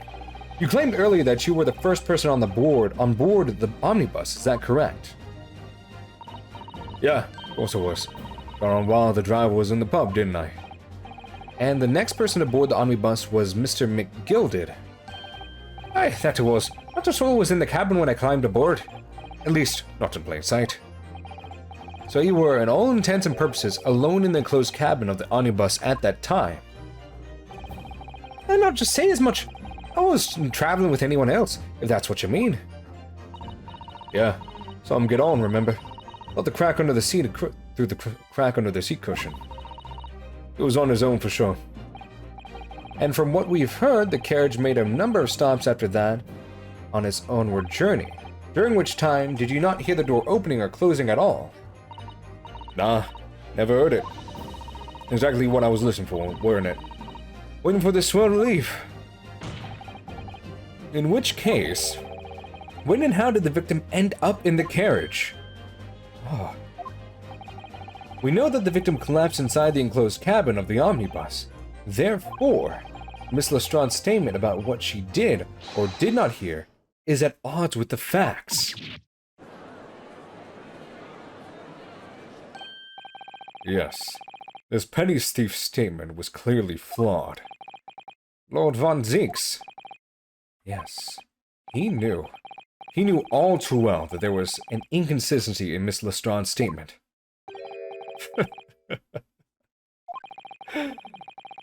Would seem words of thanks on order for my learned friend. What are you talking about?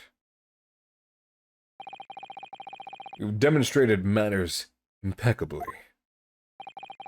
This witness and her colorful statements are entirely unreliable. Her words are convenient untruths, nothing more. Is that right? How could the victim possibly not have boarded the omnibus? That makes no sense whatsoever. And this girl is a pickpocket. Let's not forget that.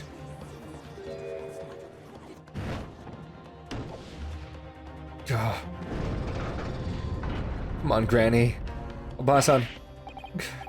She didn't even say anything.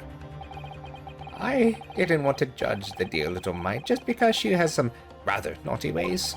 But I must say, I can't abide liars. And neither can I. Mr. Foreman! I didn't want to judge the girl just because she has some less than salubrious ways. But I must say, I cannot abide liars. Oh, we're gonna do this all over again, aren't we? Come on, maid. Naruto, that's 5 jury members leaning towards guilty.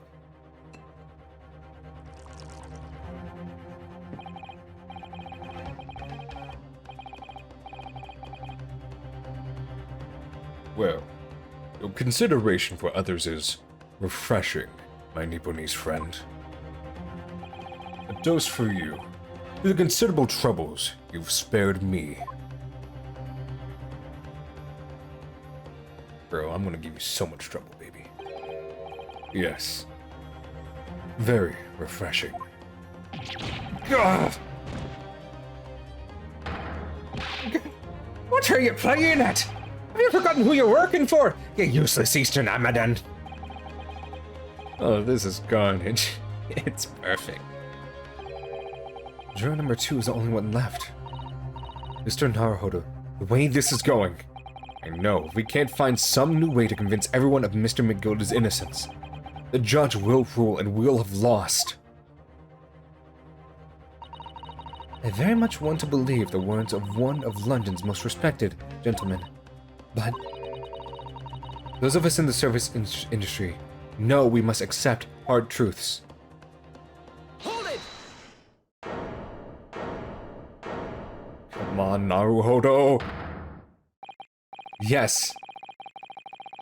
The witness's last statement seems to have revealed a critical inconsistency in her story. However, if we consider the possibility that her statement is in fact the truth, it may shed an entire new light on this whole case. What are you saying? Counsel? I'm sorry, sir? Whatever do you mean? Counsel, I will not tolerate you attempting to prorogue my adjudication. Explain yourself at once. When the accused boarded the omnibus on the night in question, the victim was nowhere to be seen. Subsequently, the carriage door was not heard opening a single time, as testified by the witness in the stand. And yet the victim's body was found inside the carriage. If this petty thief's words are to be believed, how do you explain the victim's miraculous appearance inside the cabin of the omnibus?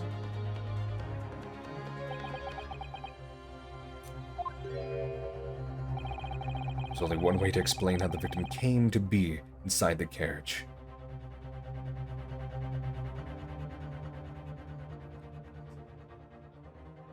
Fuck. Fuck. He was in there already. Seems to be the best choice, I'd say. He was already in there. He came in there with our main guy, right? That's what I was thinking. She saw Magnus McGilded coming inside the omnibus. So she ducks back down. Hides, you know? As if we're saying that it's true, you know?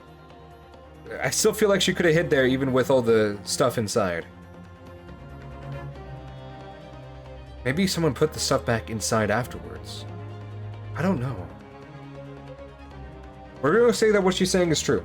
You know, we're not saying that she's fabricating it. This is us saying that what she's saying is entirely possible. So when Magnus McGilded got on, he was already there too. He came on afterwards. She just didn't notice that there was multiple people inside the place. I don't think he was put there after he died. That makes less sense. Because he was already there when they got on the bus on top and the door was locked.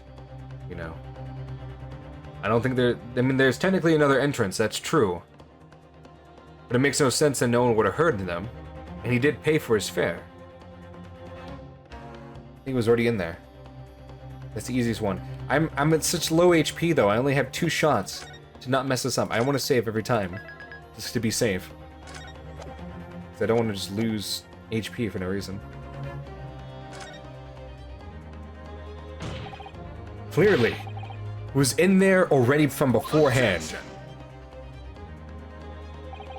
Tell me, my learned friend, what was the function of that clearly in your last sentence?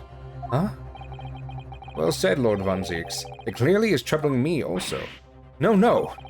That's really not the point. The point is that the victim must have been in the carriage from beforehand. And answer me this. By beforehand, to what specific point in time are you referring to? Well, clearly, shit, I guess that's not it. I shall have to penalize the defense heavily for this irrelevant rambling. There is another entrance though, so that has to be it then. The penalty is evidently not heavy enough, judging from those Nipponese eyes, so I ask you again. If this petty thief's words are to be believed, how do you explain the victim's miraculous appearance inside the cabin of the omnibus? Okay.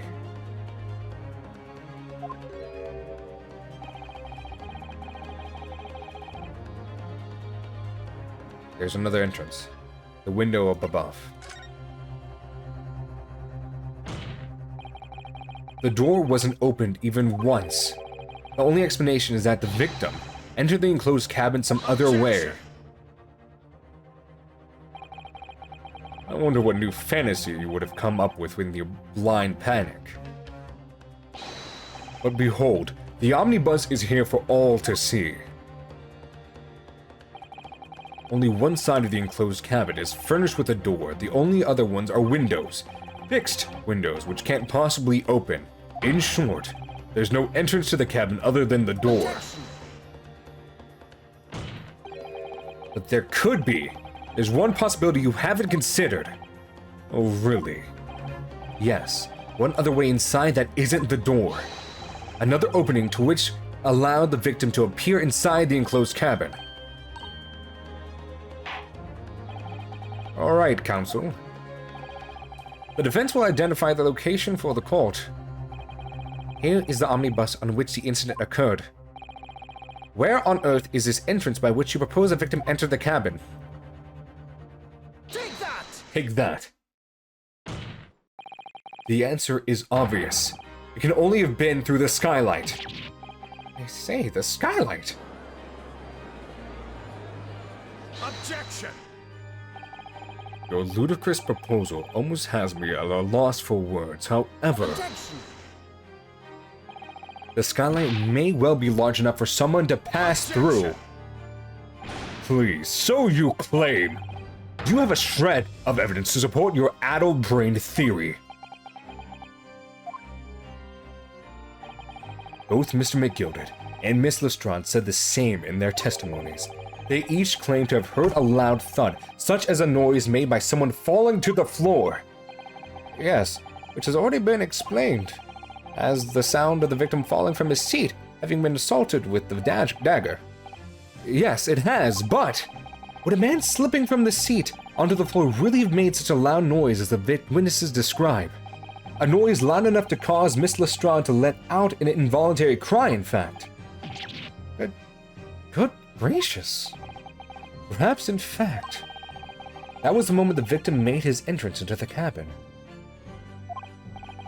No, let me rephrase that. The victim didn't enter the cabin as such. He fell into it. Objection! You're now suggesting that the victim fell from the skylight into the cabin. That's simply impossible. How can you be so sure? Because if the victim had fallen inside through the skylight as you say, the passengers on the roof deck would have seen it happen. And yet, not one person made mention of such events in their testimony. Well, yes, that's true, but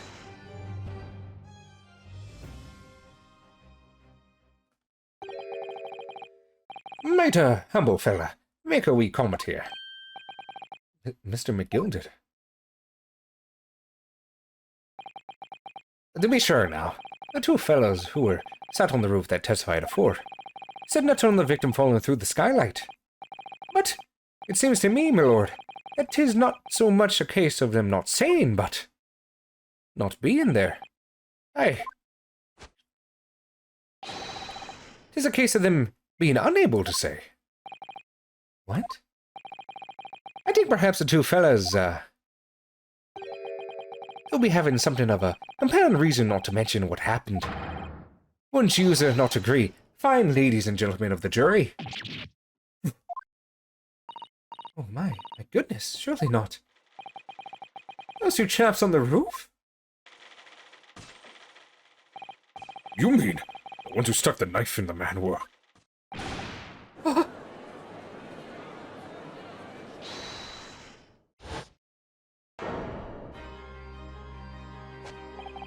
Just what exactly are you insinuating here, you blitherer?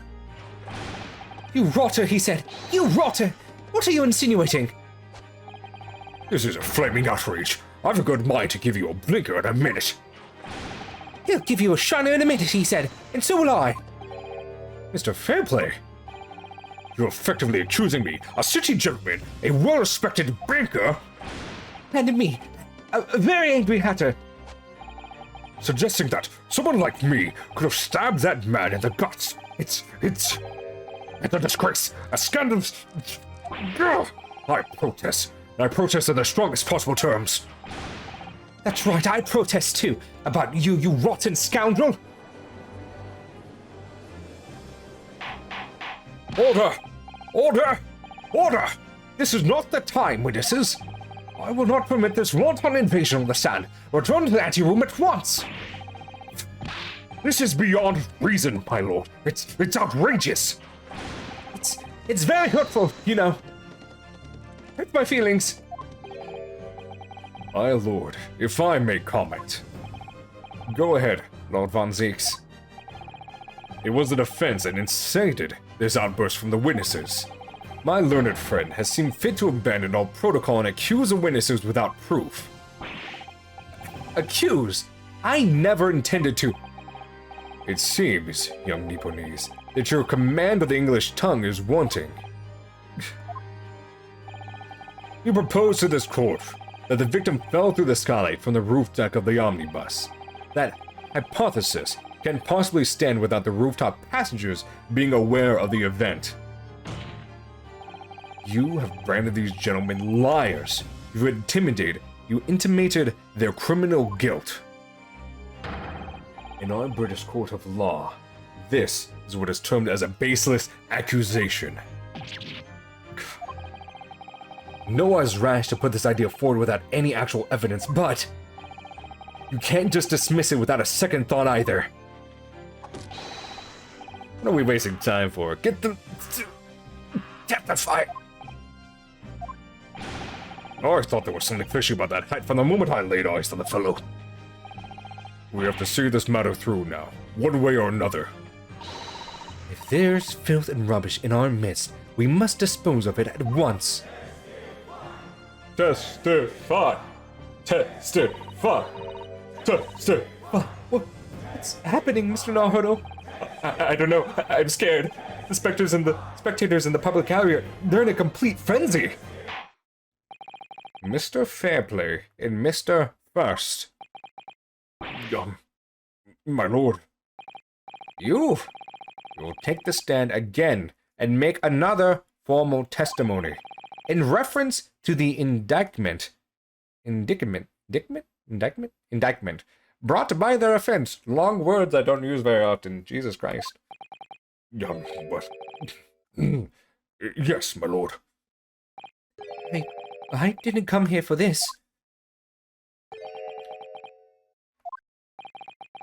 There's no time to think this through. All I can do is keep pushing forward. Holy shit! Oh god! I need to take a break. We're 2 hours deep. I need a... We were the only two people up on that roof deck, dead or alive. I can swear to that. Everything had happened when we were sitting. Don't you think one or the other of us would have noticed? In any case, neither of us know the first thing about the victim. We have no reason to kill the man. The skylight was shut the entire time, I tell you. We couldn't possibly have opened it. You're so sure the victim fell through the skylight. Where's your proof?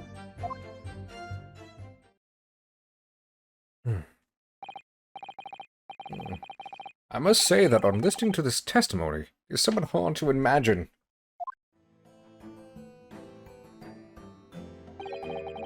How either witnesses could have performed any malevolent act on this open rooftop deck without the others noticing forthwith. That's right, you see. We're innocent, I tell you. Although logically, of course, the argument falls down if the two of you were in collusion with one another. What? Eh? According to investigations by Scotland Yard, the two witnesses share no common dealings. Huh. I don't trust coppers any more than I trust a stinking wrench.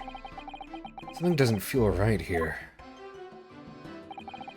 The trial's going in our favor, really. So why do I feel so uneasy? Counsel for the defense, over to you. Your cross-examination, please. Oh, yes, my lord. Alright, let's get to it. Refuting the accusation. We were the only two people on that roof deck, dead or alive, I swear to that. Oh, okay. Luckily, I didn't actually... When I skipped the opening, like, title. Okay. Hold it! But I didn't miss anything. So at no time did the victim, Mr. Mason, climb up to join you on the roof deck. I feel like it'd be nice to have Bebo here, though. They count for it. Absolutely not. Dickon. No question about it, he said. None at all. Oh, but yes, of course. I remember seeing them both. I saw the victim inside the enclosed cabin, talking with this man here. Is this true, Mr. McGilded? Dear me, my lord. At the risk of repeating myself, I boarded the omnibus alone and ordered off inside almost immediately. That's an outright lie. Without doubt, you were engaged in... Let me stop you there, fella, and ask, Do you have any evidence at all? At all? Oh, It's all about evidence in the courts these days, so it is. You do well to remember that. I saw you with my own eyes. This is going so well, I must say. If anything happened where we were sitting, do you think one or the other of us would have noticed? Well, it was on the final run of the omnibus at past 10 o'clock in the evening.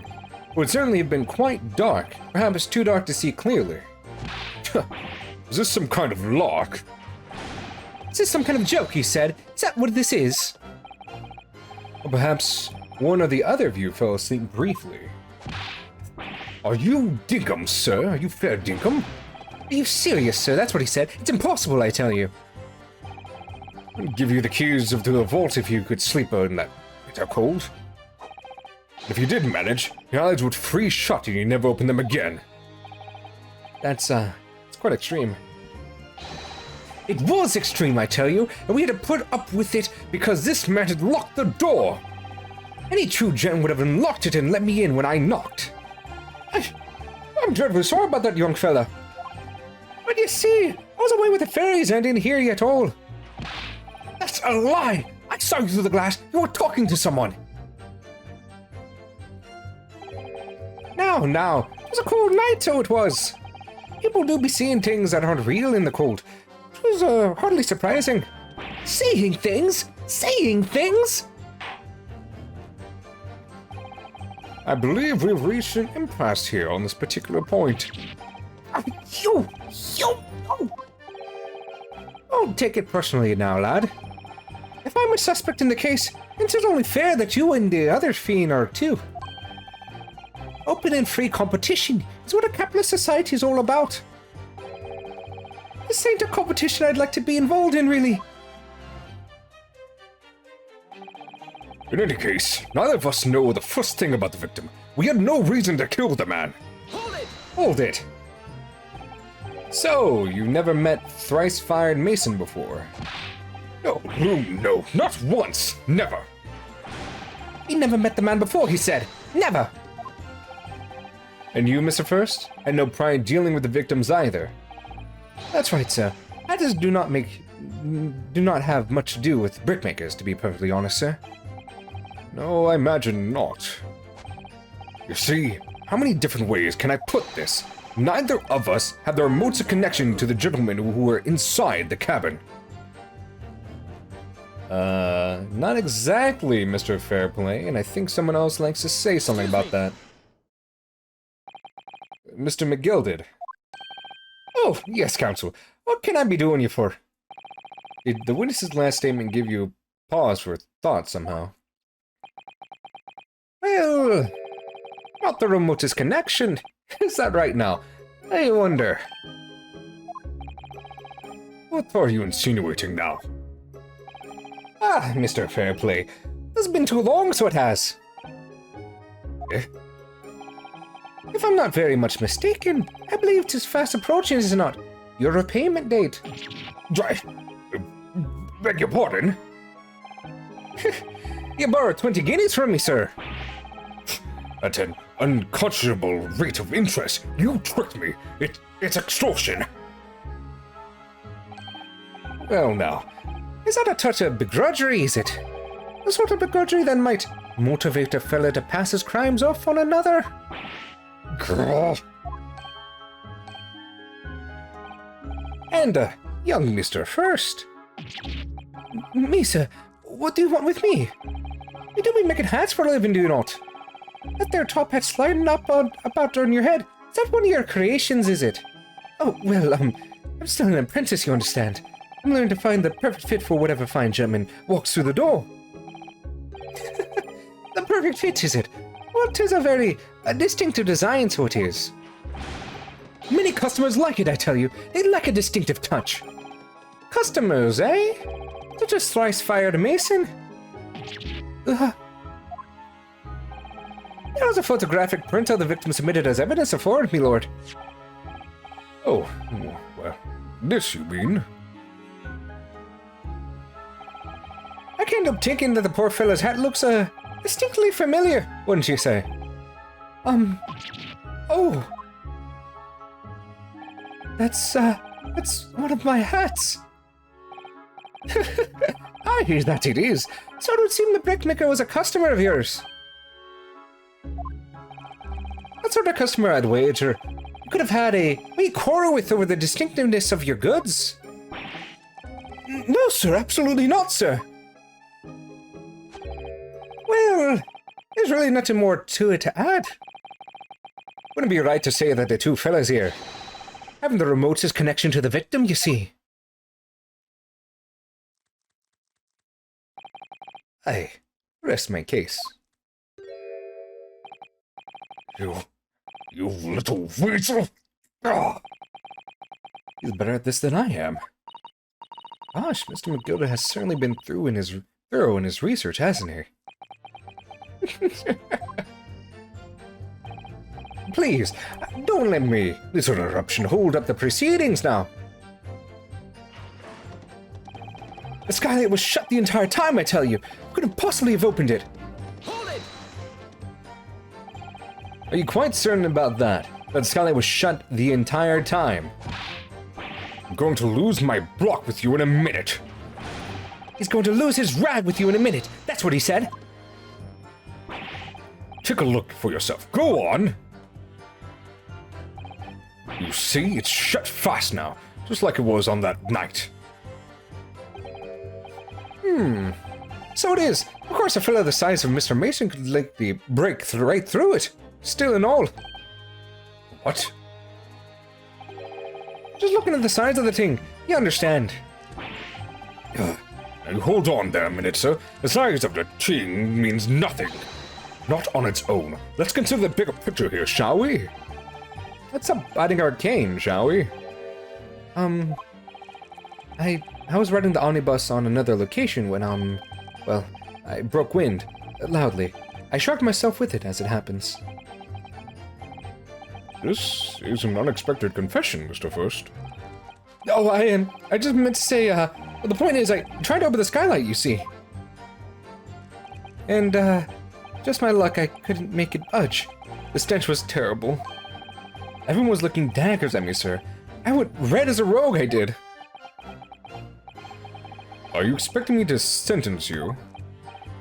No, sir. The point is, the skylight can't be opened. I tried and tried when I was inside the cabin of shame.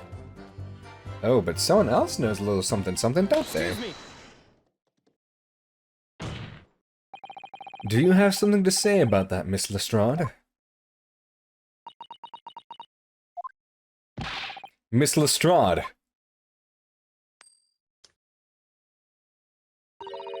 It opens. Huh? The skylight is what we're talking about, right?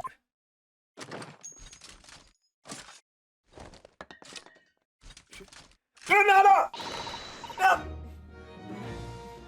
All them skylights open. Dead easy. More easily than you can load that weapon? That's a lie, I tell you. Otherwise, when I broke wind, You can't do it from inside, you mug. Oh. Look, a few weeks ago, I was on the roof deck of one of them drags. Now I had a great haul. I mean, I had bursts coming out of my ears. Miss Lestrade, this is not the forum for eulogizing on the subject of your criminal activities. Anyways, I had a bit of a scare. When I left with the last book's purse, it got wise to me. Well, forms surrounded me, so I couldn't hop off the bus and leg it. So what I did was I used a skylight. Opened the catch, jumped right through. What? Yeah, catch from the skylights is on the top side. That's why I can't open them from the cabin. The skylight opens from the roof deck? Bailiff! Climb onto the roof of the omnibus at once and verify this witness's claims. Oh my god, I keep giving them different voices. Shoop. Yep. Easy peasy. Oh, my hat. Say, Order! Order! Order! So it seems that this street girl's statement is quite true. I don't believe it. The skylight opens. From the roof deck? Mr. Naruhodo. This could be the clue that we've been looking for. Well, counsel for the defense, please continue with your cross-examination. Yes, my lord. So the skylight opens. Perhaps I should investigate for myself. Let's do that then. You're sure? If you're so sure the victim fell through the skylight, where's your proof?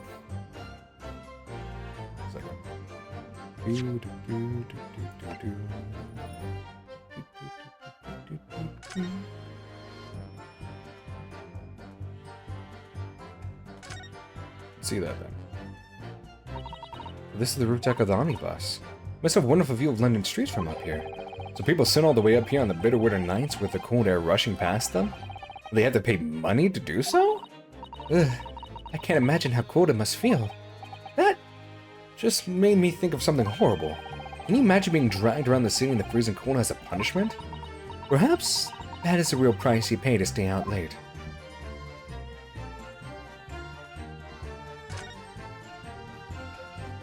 Let's see. So the skylight was fastened shut before. Now the catch has been undone, we should be able to open it.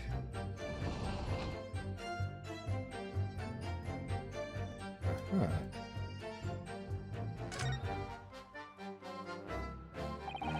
You can certainly see inside the carriage through this opening, that's for sure. Yes, and there's a lamp in the enclosed cabin. I'm sure the witnesses would have been able to see quite clearly. It's not good for us. Okay, let's just head back out then. Press this last issue. Ah, proof. That's right. I demand to hear it. We came here to say what we saw, I tell you, not for this. You call both of us shysters? Brand us as criminals. You call us liars, that's what he means, and accuse us of doing it. As it stands at the moment, Ugh. there's no hard evidence that incriminates yourselves, now is there? I believe we're in much of the same position as one another here. Ugh. If I don't crack this case soon, he'll crack his teeth. I wonder if those two men really were involved in some way. I couldn't say, I mean, I don't really know anything about them, do I? Although by the same token, I don't really know anything about Mr. McGilded either. It's so hard to know what to believe here. I think we should try to remember that it's evidence alone that can truly determine the outcome of a trial. Evidence, huh?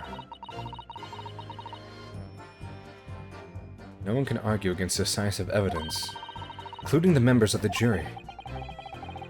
So you're saying that what we need now is to find a conclusive piece of evidence. How are we going to do that? We use the omnibus here? Get her alive, I swear to that. I've already pressed everything. It's either this or the photograph. I think we just do those two and see what happens.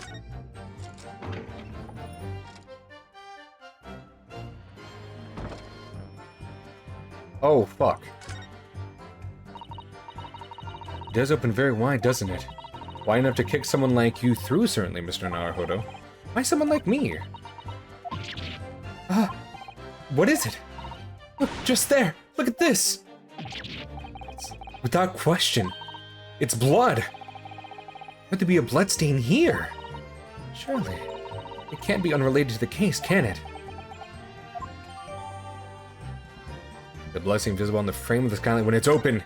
That's what we're looking for. We had to go inside the damn carriage. You bastards.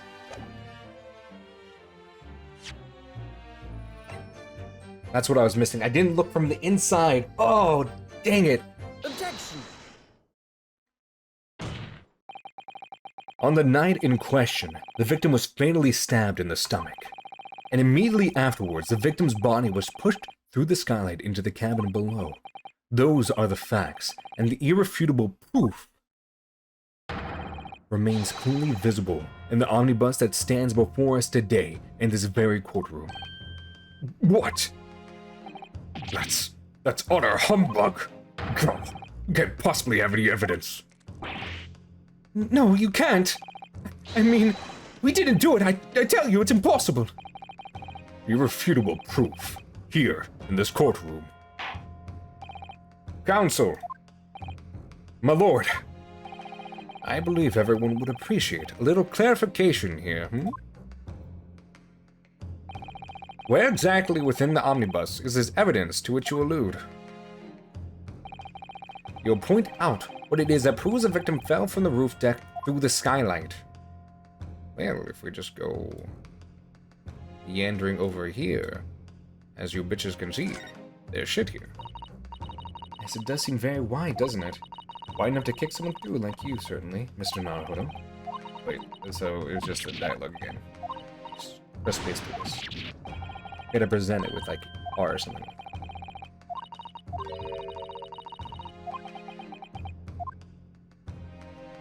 Got it! Got it! Got it! By Jupiter, is that blood? Gah. This bloodstain proves two things. Firstly, when the incident occurred, the skylight of the omnibus was open. What? And secondly, the victim was already bleeding when he fell through the opening. Oh my! And so it follows that Mr. McGilded, who was inside the enclosed cabin himself at the time, cannot possibly be guilty of this crime. No! No! Order! Order! Order! Hold it! Hold it. But the blood could have sprayed up there when the fellow was stabbed inside the cabin. It only found its way onto that particular spot on the skylight. Sure, that would be very convenient, wouldn't it? Ah, And, let's keep in mind that the skylight catch can only be unfastened from the roof deck. I myself wouldn't have been able to open it now, would I? But, there's no way for you to know for certain, is there? If the jet really fell through the skylight, I mean. Why don't you have a good look at the floor of the cabin between the two seats, Mr. First? It's all too plain, if you see. There's the aftermath that shows the poor fellow dropped from a fair height right there, so it is. what? No! It can't be, it's all lies! Hold it! My fellow jurors, I think we can all agree that this is clear proof of the defendant's innocence, can't we? I believe we can. Yes, sir. It's clear to me now where the filthy rubbish can be found in this courtroom. So, thought they could pull some wool over my eyes, did they?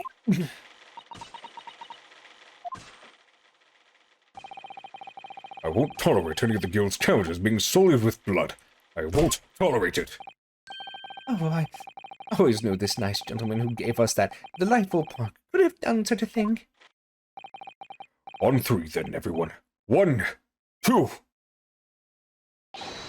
3. Objection! What now, both feet on the table? A chilling performance, Mr. McGilded. Oh, and what were you referring to there now, Lord Von Zeeks? A bloodstain on the frame of the skylight, huh? Such evidence is null and void. What? Why? For one extremely simple reason. That smear of blood never existed. Objection! What are you talking about?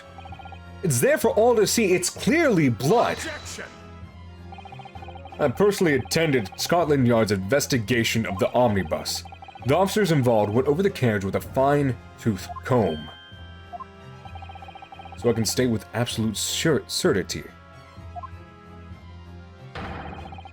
No such smear of blood existed in the carriage. At least, not until this trial began. What? Are Are you suggesting, Lord von Zieks, that this stain of blood was fabricated, my lord? Yes. While this court has been in session. What?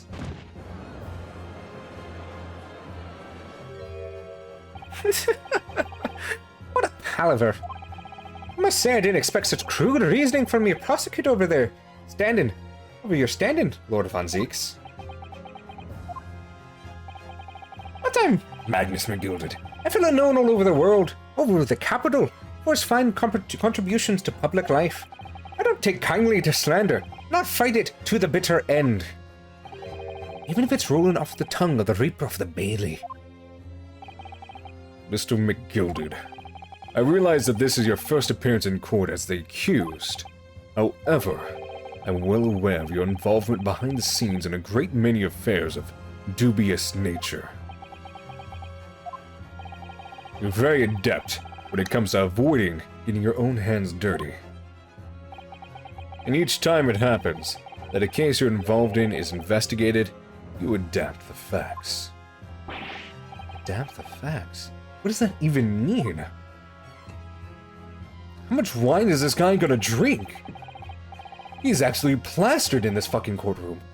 When you wield a fortune the size of Mr. McGilded, however ill-gotten it may be, nothing is impossible. Tampering with evidence, manipulating the scene of the crime, bribing witnesses. And toast to your ability to concoct the most convenient of stories, sir.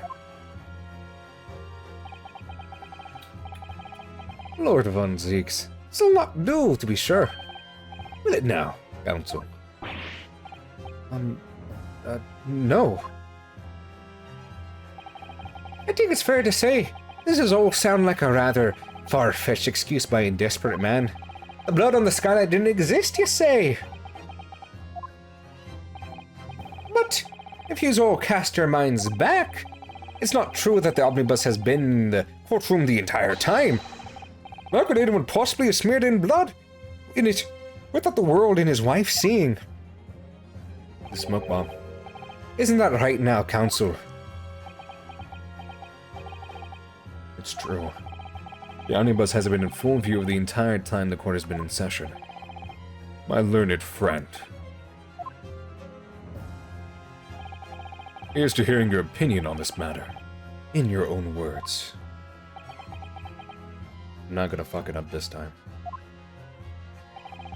As you wish. Could someone have tampered with the omnibus during the trial? If you're asking me, I think it could have been possible.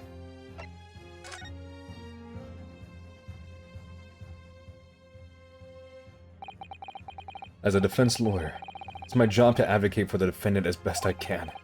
But still, I feel as though there's something even more important at stake here. There's no evidence to suggest that the defendant did as my learned friend suggests.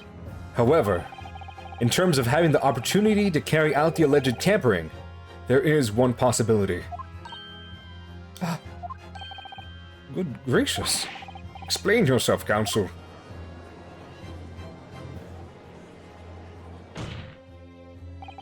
Yes, there is. It seems my learned Nipponese friend has no intention of running from this deceit. Deceit? I'm sure everyone still remembers very clearly the recess that we were forced to take as a result of the smoke bomb fired by the witness currently in the stand, Miss Gina Lestrade.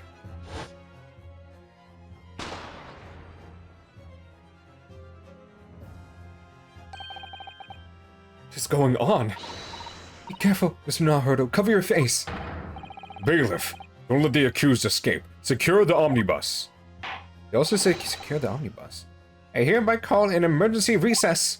Bailiff, ensure the defendant is in custody and clear the courtroom. The courtroom was filled with smoke, and everyone was thrown into confusion. All of us were made to leave this chamber. In that brief interval, under the veil of smoke and in all the chaos, it could have been possible to steal inside the omnibus.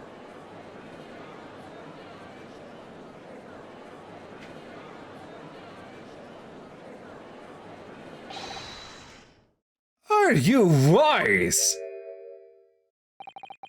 What are you trying to pull, you rotten, feckless gouger? Feckless gouger? You're supposed to be defending me. Tis a wicked plot.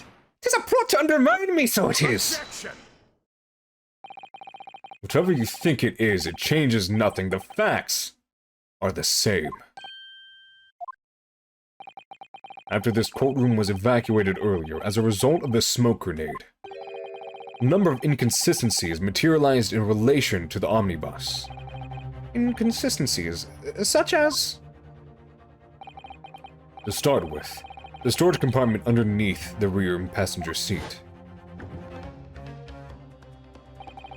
When the police investigated the omnibus, this compartment was full of the driver's items. Secondly, we have the smear of blood on the edge of the skylight. As I have said, I was not present at the start of the trial this morning. Unfortunately, Lord Von Zieks, no one is able to corroborate your claims. It's true. When the omnibus was first wheeled out, both the storage compartment and the skylight were shut. Accordingly, I'm afraid to say, we cannot establish with any certainty if this evidence is a result of tampering or not. Indeed, my lord. No doubt there was not a single person who saw fit to verify such things. What do you think? Sorry? About the omnibus. Is there anything else unusual about the omnibus? I can't corroborate. I'm not sure if this is going to make me get hurt. I don't think it will, because I didn't pop up my life total before that fact. We'll still just, like, save, just in case. Good time to save it, so. I think that was mostly the unusual stuff about it. I don't remember anything else changing. Right?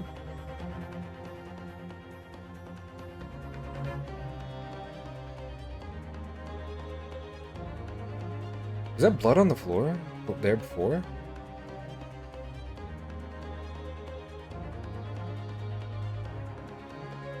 Let's just say I have an inkling and go with it. See what happens. My lord. Yes, counsel. There's one further inconsistency. A mark that surely could not have been present at the start of the trial. What? What in the devil's name are you going to say now? You dare to betray me, you little maggot. You better start watching your back. Objection! Silence, McGilded. The court awaits defense's clarification. Trying to keep swinging one way or the other. I have no idea what the truth and what's deception anymore. What am I supposed to believe here? I shall have to ask you to elaborate, counsel. What exactly is the alleged mark that you claim appeared at some point during the trial? Let me look around again. Alleged mark.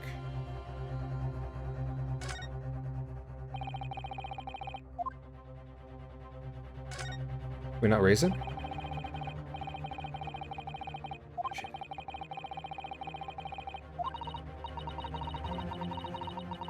I'm trying to remember, dude. I just can't remember if that blood on the floor was there before. I think it was.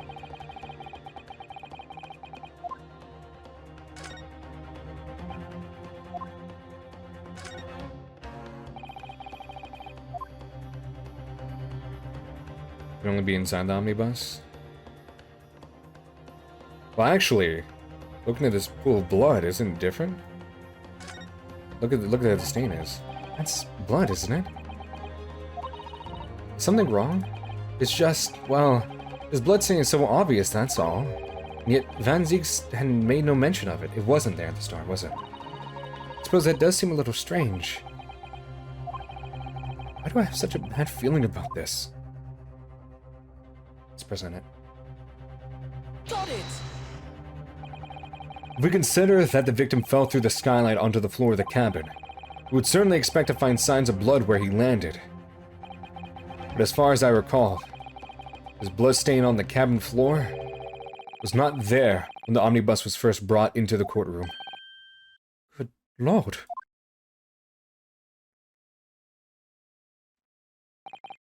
Yes, I do believe you're correct, counsel. Well said. Although, as advocate for the defense, one might say that was a very careless slip of the tongue.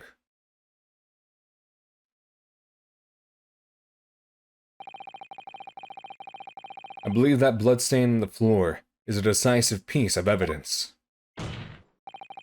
But if the question is whether that evidence is genuine or whether it was unlawfully fabricated by someone, I feel compelled to admit that there's at least a possibility that the evidence is fake.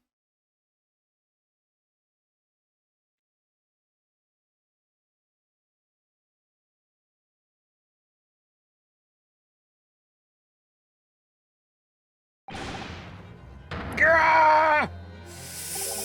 This trial is over. Mr. McGilded, I've done everything I possibly can to cooperate with the court, but it's all over now. But you're the defendant! It's over, I tell you! Memory, recollection, what people think they saw. It's all a nonsense. That's not what counts. The fact is that bloodstain is there, now! Well, and over the course of this desperate trial, long and extremely drawn out as it has been, that good-for-nothing Reaper of the Bailey has failed to present any decisive evidence at all. I'm scandalized, so I am. I'd thought better of Lord Von Zakes. Well, my lord? I must concur with the defendant. The uninformed recollections of an individual cannot stand as evidence. At this moment in time, the particular bloodstain in question is very much in existence, and in the absence of any credible method by which to prove its alleged previous non-existence, I regret to say that it would be improper for this trial to continue. Your lordship can't be serious. Lord Van Zykes, what is your position? The prosecution, my lord, has no further witnesses or evidence to present. Very well. In that case, as I believe we have explored every possible avenue in this matter, I shall proceed to my adjudication. As a formality, I am of course obliged to confirm with the defense first. What formality? As things stand at this moment, it would seem that Mr. McGilded would be found not guilty.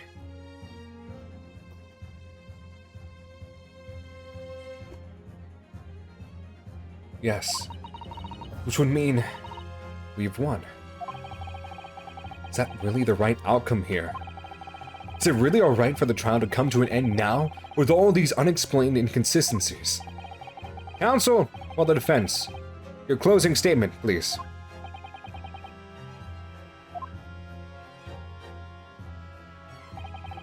Yes, my lord. The defense believes.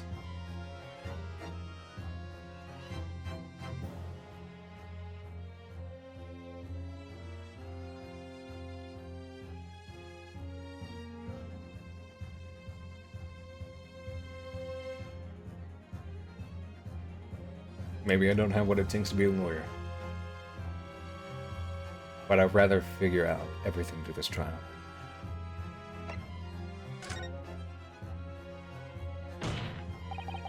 I'm here in this courtroom today to advocate for the defense of my client, Mr. McGilded.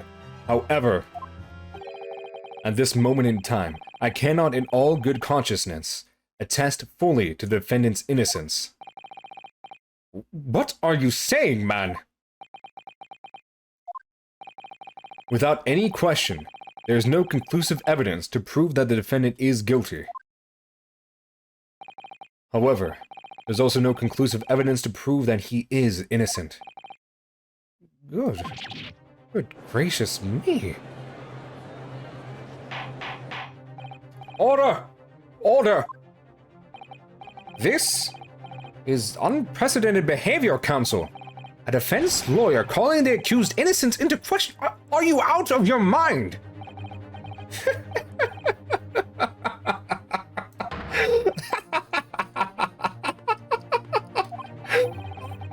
It was a grand decision to put you as my lawyer, so it was a grand decision. Oh, what? I must say, I didn't expect quite such an exciting spectacle at the end there, but still, here, have this for your troubles. Your job here is done, fella. It's a fine work you've done, so you have. What do you mean? It's just the right honorable gentleman to succinctly put it afore. The trial can't go on anymore. I understand. And the closing statement there was, how did he put it now? Nothing more than a formality.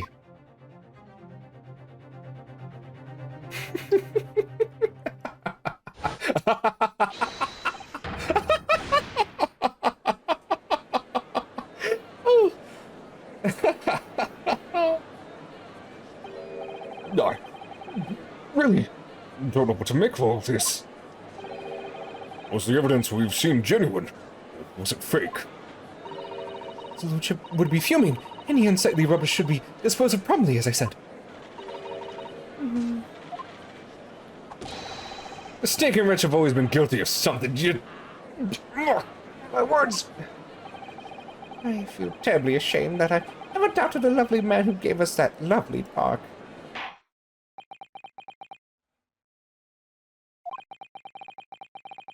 Now that proceedings have unfolded in this way, I am compelled to declare a premature end to this trial. Furthermore, the court must accept the defendant's plea.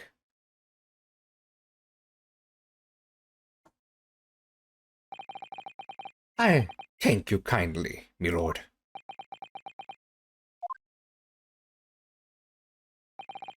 I hereby pronounce the verdict of this court. Objection. Objection. But we still haven't determined if the bloodstain in the omnibus is genuine or not.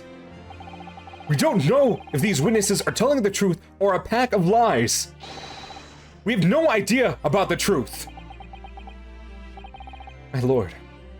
Lord Van Zykes. my lord. The case made by the prosecution was flawed, plain and simple. If indeed the omnibus presented as evidence was tampered with, the prosecution is at fault for allowing such a disgraceful perversion of justice to take place. My sincerest apologies, my lord. Objection. But wait! When we were evacuated from the courtroom, Lord Von Zykes ordered the evidence to be secured. He tried. I'm afraid the prosecution cannot shun responsibility in this matter. That's so unfair. The culpability of the defendant has not, at the present time, been established by the court. Consequently, the jury will now be required to offer judgment. What? Well, Lord Van Zykes, it's been a pleasure, so it has. And as for you, my dear fella, I couldn't have asked for a better defense myself. Do you mean to tell me that this has all been a grand waste of time? It is the law of the land, my good man. If you'd like to pursue this matter further, you can always go ahead and try to change the law. Doesn't happen very fast, though, I must say. Magnus McGilded. Good grief! You have more to say to me, have you? Just one thing. A warning.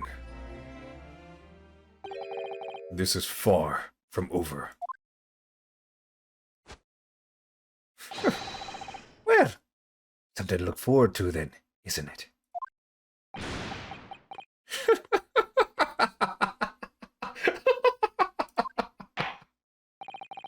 I hereby pronounce the defendant, Mr. Magnus McGilded, not guilty.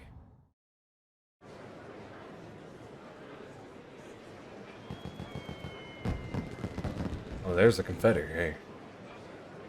Not exactly what I was looking for in this point in time.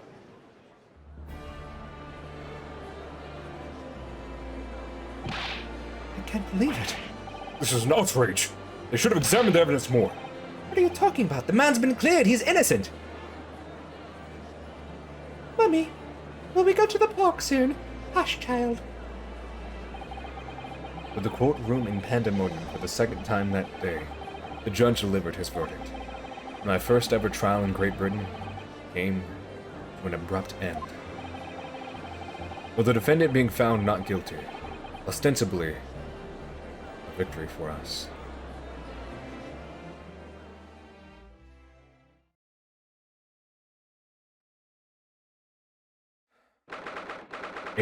February 8th, 5:14 p.m. The Old Bailey defendant's antechamber. We were in that, after the recess, we were in there for 4 hours and 14 minutes, dude. That certainly was a long trial. Yeah. Yeah, it was. Your first ever trial in foreign soil. And your first victory. It was a wonderful performance. My heartfelt congratulations. And to you, Miss Usato. Thank you for your assistance. I suppose we should be happy. Right? Happy. The trouble is, we're still completely in the dark about what actually happened. Well, we didn't have enough time. But isn't it wrong? I mean, who was actually responsible for Mr. Mason's death? We don't even know that! The sole aim of the defense is to obtain a verdict that exonerates the defendant. You carried out your duty to perfection. Aye, that you did. Mr. McGilded. And that girl's with him too. Well, seems the stories are true. What stories? About the 6 enormous fireworks they'd be letting off when there's a verdict of not guilty. I'm sure yous must have seen them now. Spectacular, wouldn't you say? Yeah, definitely. I'd heard it was a sight to behold, and to be sure it was. And for you to thank, I suppose, for having an opportunity to see it.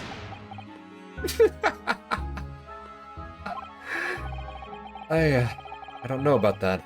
I'm not really sure I really did anything. What on earth are you saying there, fella? I'm a free man because of yous. I don't think it was so much thanks to me as down to your planning. You're a straight-talking fella, aren't you? I must say, you had me astray in the head there once or twice. But you're young and headstrong. Just walked under the bridge, I tell you. Congratulations, Mr. McGilded, on having your name cleared. Nothing's resolved. There's only one thing that matters to me. Oh? Aye. They've all seen that I didn't do that odious, abstinent deed. It's grand, is it not? I suppose it is. Other fine fellows of Scotland Yard can take in matters in their own hands, sort out any wee details. They'll see it for what it is. They'll get to the truth. I've absolute faith in them, so I have. After all, I do provide a good number of their wages, all the taxes I pay.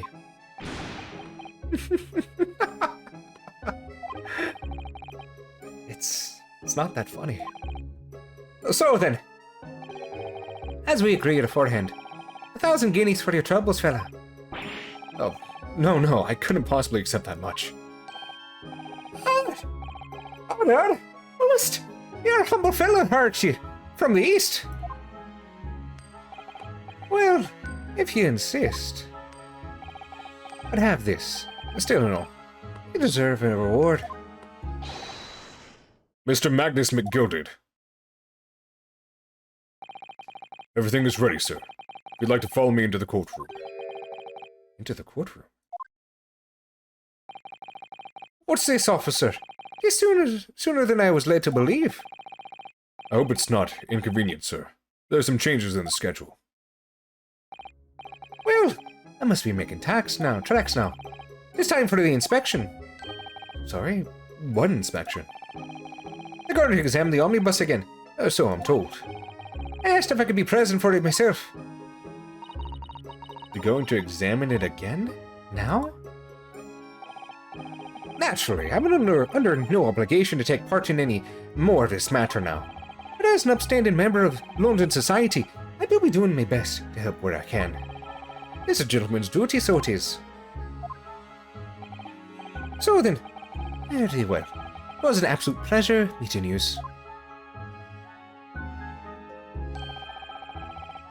Hope you have a whale of a time while you're studying here in Great Britain. And there he goes. Free man.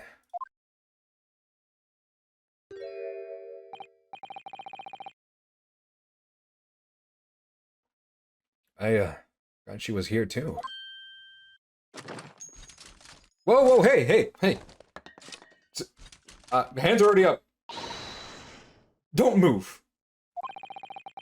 Whereas, I want to say, get a move on, she really does take forever to load that thing, huh? Miss Lestrade, would you mind putting that thing down? You're a grown-up. Sorry? Nigh 8, all grown-ups. Yeah, I forgot her voice. There you are. Wait. What is this? Naughty, running off like that. Is this some kind of picnic? Who's this little girl now? And taking that with you as well? I was looking forward to the trial run of my experimental smoke grenade launcher. Oh, do you want to play? You won't beat me. Excuse me, but Who are you? Oh, good day to you. I'm, well, the inventor, I suppose, of that machine she's using. the inventor. Well, normally smoke grenades are so dull, don't you agree? White, and more white. If you have to be shrouded in smoke, it can at least be a pretty color, I thought to myself. Do we have to be shrouded in smoke, though? At all? I just took my eyes off it for a moment whilst I was changing out into a different omnibus, and she pinched it. Luckily, I fitted it with a telegraphic beacon. What's it, what? I have no idea what this girl's talking about. Anyways, you're coming with me now, back to my laboratory. What? What for? To apologize, of course, silly, to my technician. What? You mean, say sorry? You must say sorry when you've done something wrong. Surely an adult has told that to you before. An adult? I don't listen to adults now. Come along then, follow me, or else I'll fucking kill you. I'll fucking kill you, mate. Fine, have it your way. Oh, good. You see, I knew you'd want to do the right thing in the end. I'm fairly sure that what she wants is to not get shot by that massive gun of yours. Anyways, it was a pleasure meeting you. We'll be leaving now then. Bye-bye. I'm so sorry for all the fuss. She was a lively one, to say the least. Well, do you think perhaps we ought to be on our way now, too? Yes, you're right, but... Where to? Oh, we haven't had a time to find a place to stay. No sooner had we arrived in London, than we had to rush here. Well, our traveling cases are still with the bailiff. I was originally planning to spend today in search of lodgings. But at this late hour in the day, I'm afraid we may be out of luck, huh? Don't worry, though. I have a plan. If worse comes to worse, I've heard of a lovely park where we could spend the night. Please tell me you're not thinking about McGilded Park. I know it may be a little bit chilly at this time of year, but our youthfulness will see us through. I'm not so sure about that. I think a midwinter London night will freeze a young person solid just as easily as an elderly one. Oh, yeah. That doesn't sound really agreeable. Now I'm starting to regret turning Mr. McGill down. That 1,000 guineas would have paid for a lovely warm room. Or mansion. Oh. And so, the trial to determine my worthiness for the study tour was over at the end of our first day in London. However, as we were soon to learn, there were more trying times ahead. Just as Reaper of the Beatley had warned, the case was far from over. The end of episode 3. Or was it? Wait. What's going on? Get the fire brigade! Water! Bring water, quick! What? How did this happen? I don't know, sir. By the time I got here, it was already engulfed. No one was supposed to be allowed in here before we started investigating. No.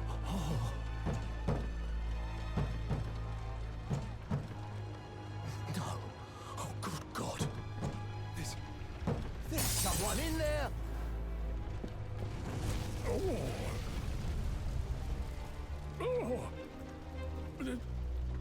This can't be.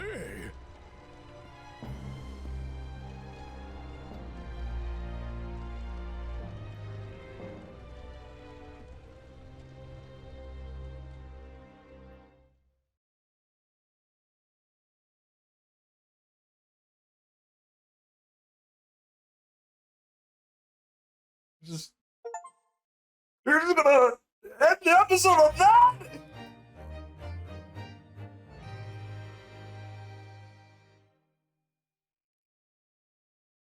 So, that's the end of episode 3. I did not expect that, to say the least. So, that's the end of the YouTube stuff. I'm going to be continuing my stream. Shit's going to go down, dude. Oh my god, this is so good. I wonder how many episodes there are. I'm not even going to look it up. Oh my god, this is great. This is so fun. This is fantastic. That's basically it. I just ramble so much at the ends of these kind of things. I don't know how to end it. So I'll just end it how I always do. I wish you all a good morning, afternoon, or a good night from wherever you are around the world. And as always, may the force be with you. American Jedi, signing off the YouTubes, continuing my stream on Twitch, and all that jazz. Take care. Adios.